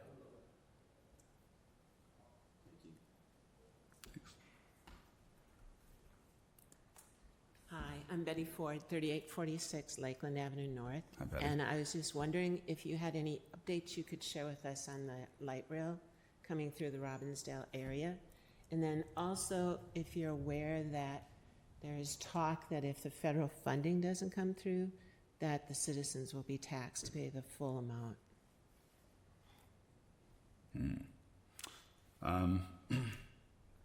Tim, is there an update you could share on light rail? Yeah, thank you, Mr. Mayor, Council. So again, where the city's at, we would be happy to share out what we have by way of those 90% engineered plans. A lot of that's either available through their website. We do have some hard materials here.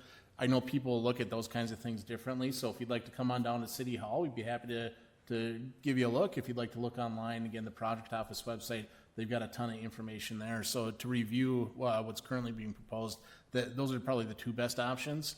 As far as funding, to be perfectly candid, the next steps, when the submission goes to the FDA, that will dictate what next steps will look like. So right now, the suggestion includes some forecasting by way of the county and Met Council covering about half of the project, and what the FDA responds to that request with really will dictate next steps. So that's not something I can forecast at this point.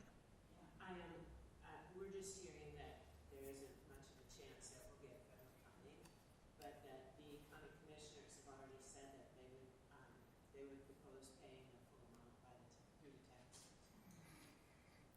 And that's $3.4 billion. Up to closer to 4. Yeah. So there always has been momentum for bus rapid transit in other areas in the metro on that route. So please just consider that. Yeah, I mean, I think they're going through a study to consider that right now, but I think that would be a metro. I don't know if that's our call. Yeah. Were you going to say something, Jason? Okay. Okay. I mean, I guess the only thing I was going to say is that that's not really a city purview. That's the county and the federal funding. But as we get updates, we will certainly share them.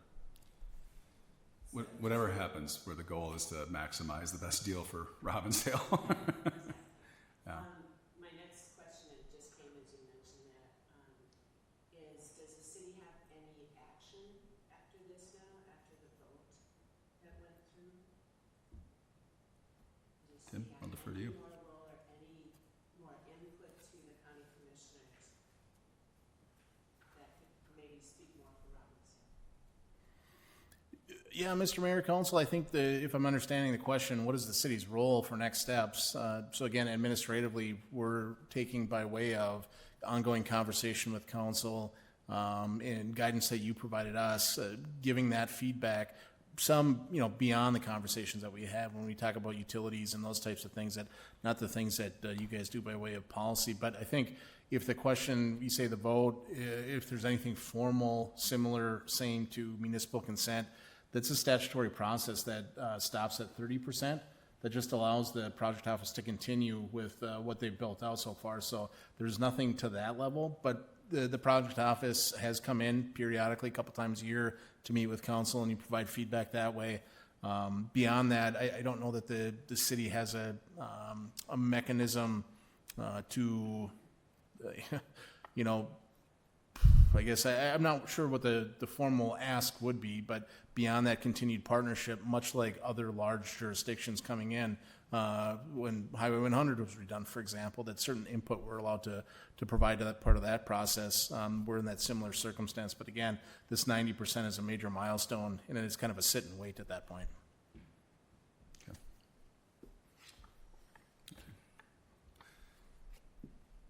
Were we?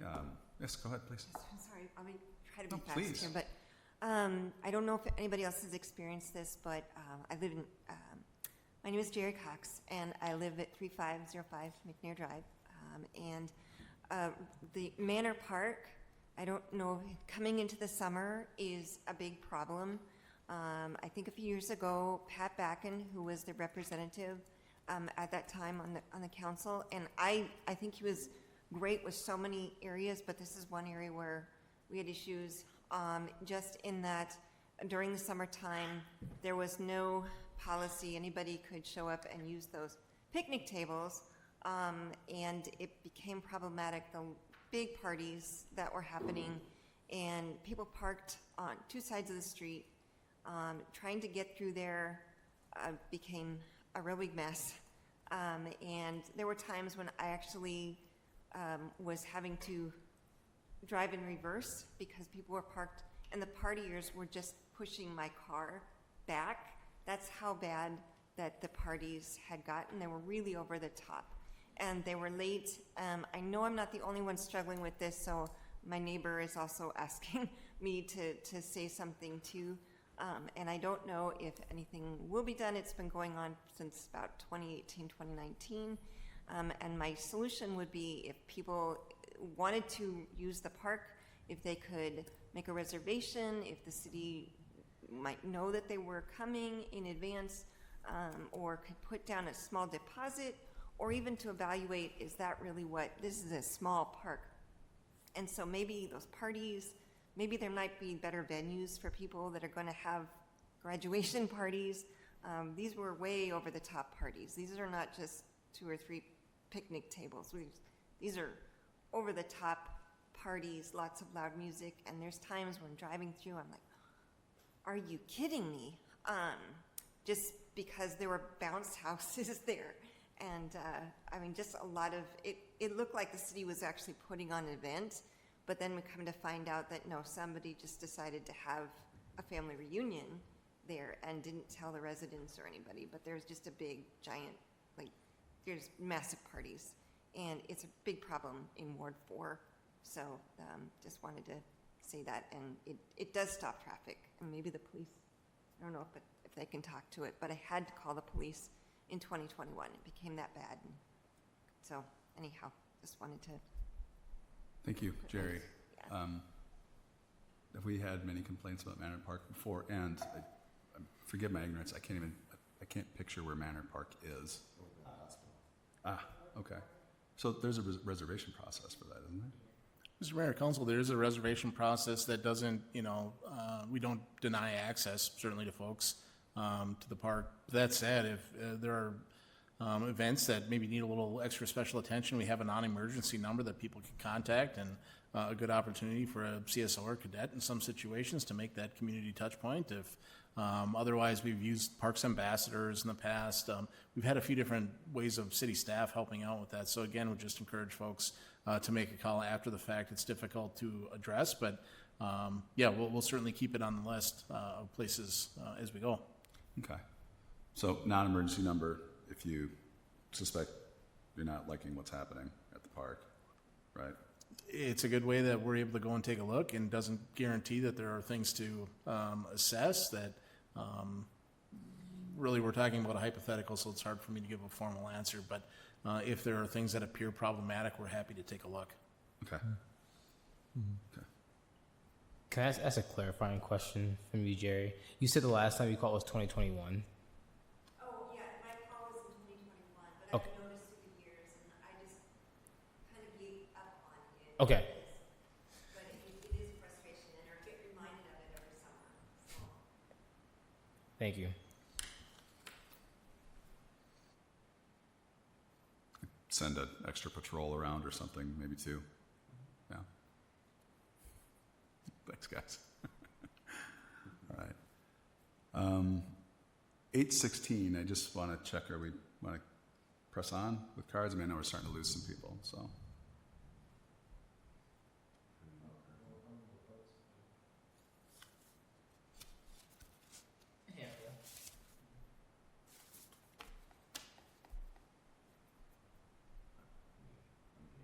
Okay, let's keep going. All right. Mr. Mayor, Council, how much staff time and city budget is spent each year supporting commissions and committees, and how might that time budget otherwise be used for other projects or priorities? Well, I know I don't have the answer. So. Mr. Mayor, Council, it's hard to quantify by way of hours, dollars, even more difficult. In part, most of the staff liaisons are exempt employees. So, not unheard of that we'll be here for these types of things. I think that, I can't speak for council, of course, but I think that the way we have a number of things set up, again, through the charter and code, is thoroughly vetted, and council appreciates that feedback. So if there are parameters outside of which council feels committees or commissions are operating, that's communicated between the two. By way of staff time, there's that expectation.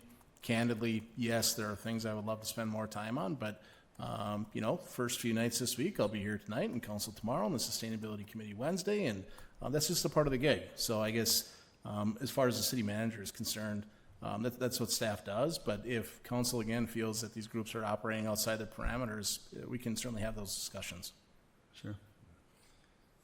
I know we're going into budget season. It would just be, I think it would be good to know, like, what staff, because I think we had on the table at one point, maybe council, playing a role here too, but for me, it would be good to know just the staff commitments, like both, during the regular hours, I'm sure as they write up notes, or after hours. And so, it'd be a good thing to know. I don't know if anybody disagree. Okay. I mean, cool. I guess my thought is like the way that it works now is great. It's written, it's like part of the way that the city operates, and I think it makes sense. And I appreciate the work that staff puts into being liaisons, and that those commissions and committees, the advice that they bring to the council. That said, like, just because that's how we've always done it doesn't mean that's like the best or the right way to do it. So I think it's, it's not a waste of time to look at things, but as long as I've been involved in the city, it seems like it's worked really well, and been effective use of time. Mm-hmm. Okay. Another card? Yeah, Mr. Mayor, council, maybe in a similar vein, my question is how much staff time is being spent pursuing some of these side projects of the commissions when the commissions are not involving the broader community in the process? Staff time is now being spent pursuing Dakota name for the park rather than honoring the results of the community naming survey, where Blue Ribbon was one of the top choices. Council, trying to read this here, directed staff towards priorities or initiatives that reflect the community's broader needs and concerns, such as keeping Robbinsdale affordable, seeking new development, keep our city clean, well and maintained, and supporting our community events and local businesses. All right, so same question. Yeah, no. So I feel like we addressed it, but now I really want to know. Can I say a comment? One thing I think about is there's a multitude of functionality that happen in a community, in a city like ours, and I think in cities in general. And so I think when we have residents who are volunteering their time as well too to come and support us in a multitude of areas as well too, there's something to consider. I don't think that I would never consider wasted time for staff to be mindful and cognizant of things happening, how to best support our greater community. So I'm thinking about the HRC, I'm thinking about the Parks and Rec Commission. I'm like, all those different parks and all those different commissions serve a purpose to support our work as well too. And I know for one, I try to be in conversation with those who represent Ward 1 and what was happening, kind of what's going on as well too outside of that. So I do think that it does serve purpose. I don't want that to get lost. Like, it doesn't serve a purpose to support the work that we do as well too, and it's really helpful and beneficial as we move forward. No doubt. I mean, the volunteer work that goes in is definitely appreciated. I think it's fair for residents to ask, and going as again, it's if you don't know, you don't know what could be done differently either. So. But I find value in the commissions, but I'd find it would value me too, like just what's a tax in our staff. So, oh yes, sorry, didn't see it. No, it's okay. I know it was a question for the council, so I just wanted to say, like, to address the part of, I like the part in that question that mentioned, like not taking community input. Like, I'm not on any of the commissions or committees, but like I attend them just as a resident. So just putting it out there for anyone who's interested in getting like your voice heard by these specific commissions and committees, like they're open to attend. Like you can go and you talk to them, and they directly take resident input. So I just want to put that out there that if people are feeling like they're not being heard by anything, like there's ways to get involved that you don't have to be on the commission. Like you can attend them, listen, give your input. Just want that to be like the commissions and committees exist for the community, to represent the community as best as they can. So they want people to be there, they want to hear them. At least that's been my experience so far. I just want to put that out there. It's a good point, Sophia. Thank you. Oh, and you can email them. Yeah. Question in the back, Greg. Yeah, unfortunately, I think there's a disconnect with these committees and commissions. Even though they're here for the people, I've been in these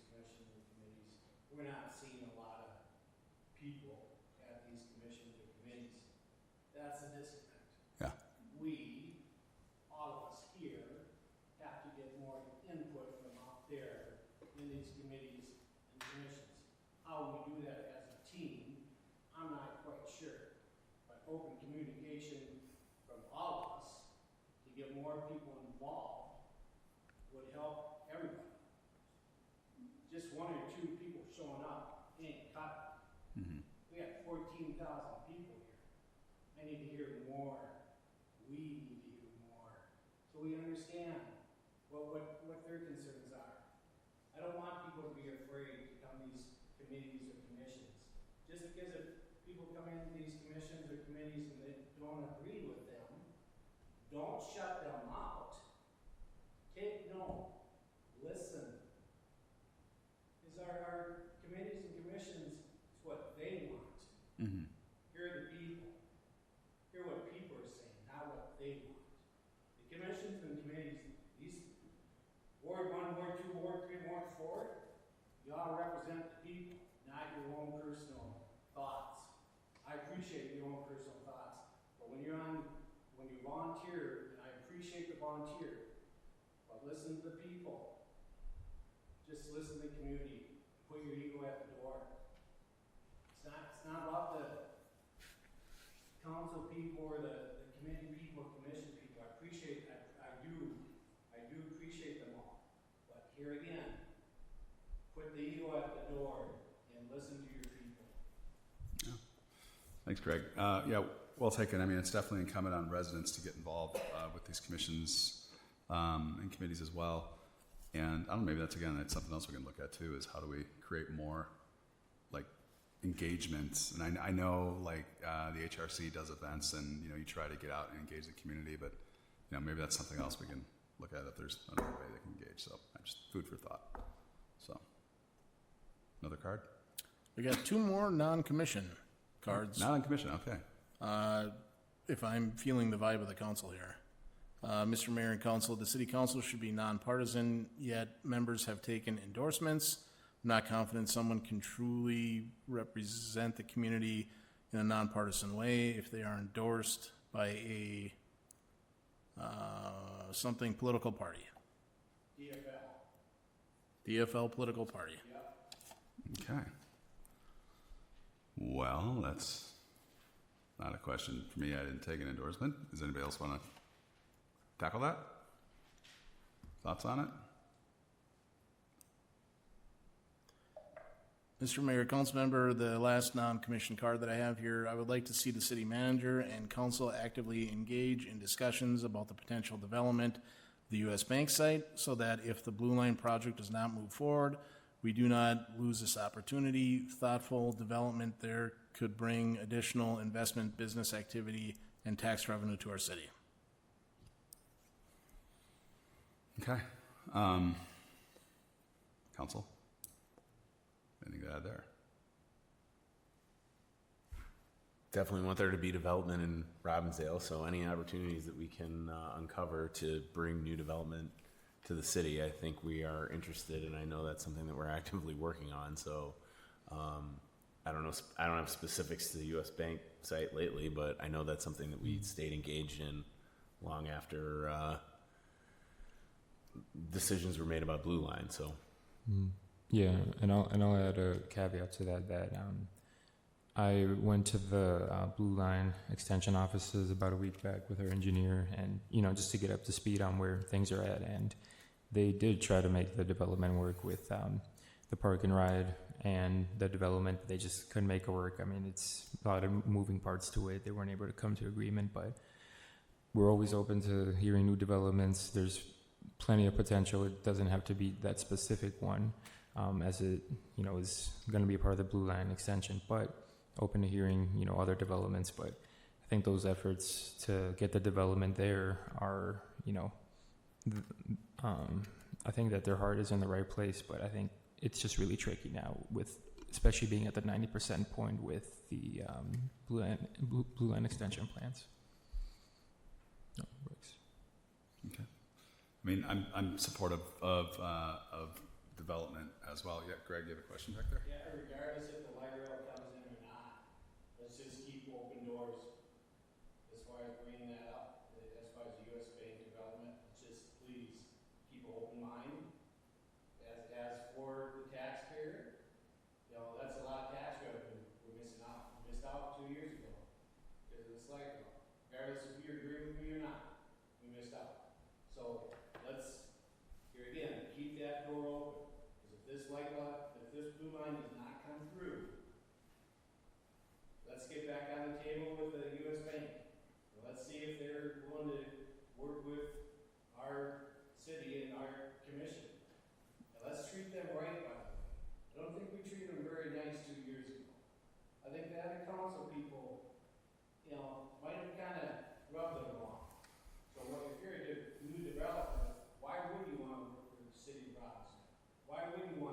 deal with them if Bill Bogdan, he was against certain things. He told the council people, forget about it. Don't work with them, basically. Jim, you were there, we're all there. It's on tape. So, here again, what's done is done. If we have an opportunity to grab that US Bank, if light rail doesn't go through, let's look into it, please. I appreciate it. Raymond? Yeah, I think our whole goal, I think as a community, is to continue to create opportunities for us to expand. And so I think we're all in agreement. If something were to happen with light rail, that wouldn't be a conversation. We're trying to create opportunities for our community to continue to thrive in many ways. So I think we're on the same page. I think we're on the same page. I mean, I definitely think everybody would like to see some development. So I don't know if there's a conversation to be had, but definitely take the feedback and take it into consideration. Yes, another question.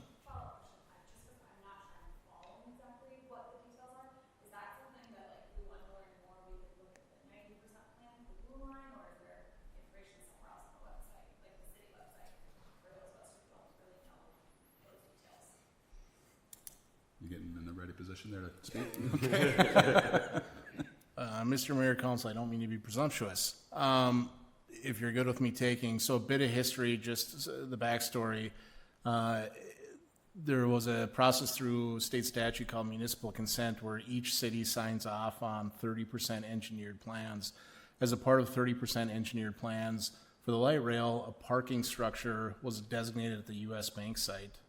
Following that approval process, the project office as well as the developer came together as the US Bank was considering some type of development there, even a potential hybrid, so parking plus an apartment complex essentially, maybe even potential for some mixed use on the ground level. There were a series of meetings back and forth. Ultimately, the signaling from the project office was they intended to go forward with parking, whether a hybrid project could work or not. The developer walked away from the conversation just citing that it wouldn't work for them. And I would note that that developer specifically I've spoken to literally today. So I don't want there to be a suggestion that we've closed the door on any development because that's simply not true. But we will continue to engage as best we can in what they'd like to pursue. It comes into all those constraints as to Councilmember Aranda's point. I think the writing is on the wall for something like that. Whether or not there's flexibility to a point that would work for them. So hopefully that gives a bit of background. To specifics, again, we'd be happy to share some of those road plots, whether you'd like to come in and look at them here at City Hall or online. The project office is probably the best place to look at those. Thank you for sharing that too, because when you mentioned that earlier, I was like, quite, we could go to City Hall and see more of that, and I thought, well, I'm paying attention to the blue line, so thank you for that plug too. You pay for this.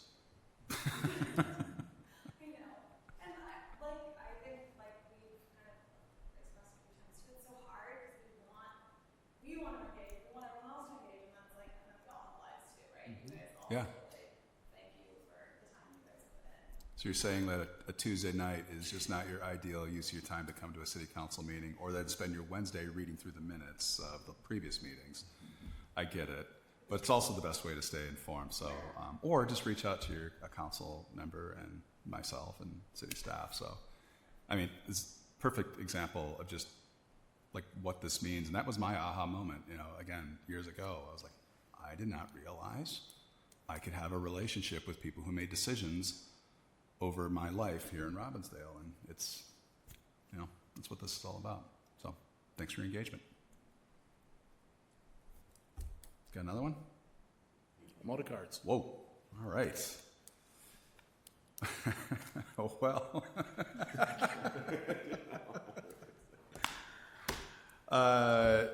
I do believe we said there would be a Minnesota goodbye, so we're going to stick around for anybody that wants to. I mean, those of us who can stick around. I shouldn't speak for everybody. I can stick around for a bit.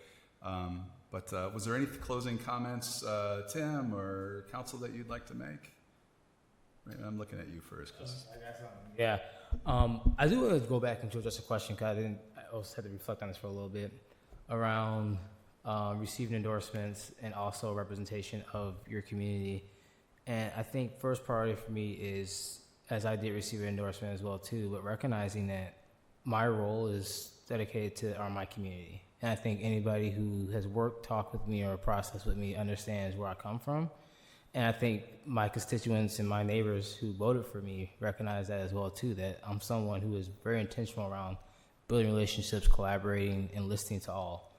And I think I don't want to be short-sighted in thinking that I would, for sure recognize that, how that might implicate for some people, how I might feel about that, but to take time to have the conversation and dialogue with me, and that's where things come from for me, truly. So I think that's one thing that I think as I walked around my ward and had conversations about people with, and they felt confident that, despite where my feelings may lie or my thoughts may lie in some things, I'm open to being scrutinized and open to having conversations and feedback. Feedback's important regardless of how it comes, and how you take that feedback and implement that feedback is really important for me. So I do want to address that, because I was like, I'm like, I did do that. It's a couple of years ago, and I recognize the importance of we're a community. So at the end of the day, I have to make sure you're good if I'm good, and it doesn't matter where you sit at or how you see me or view me, which I know a lot of people, but also, like, we can go deep down to that, and we can talk about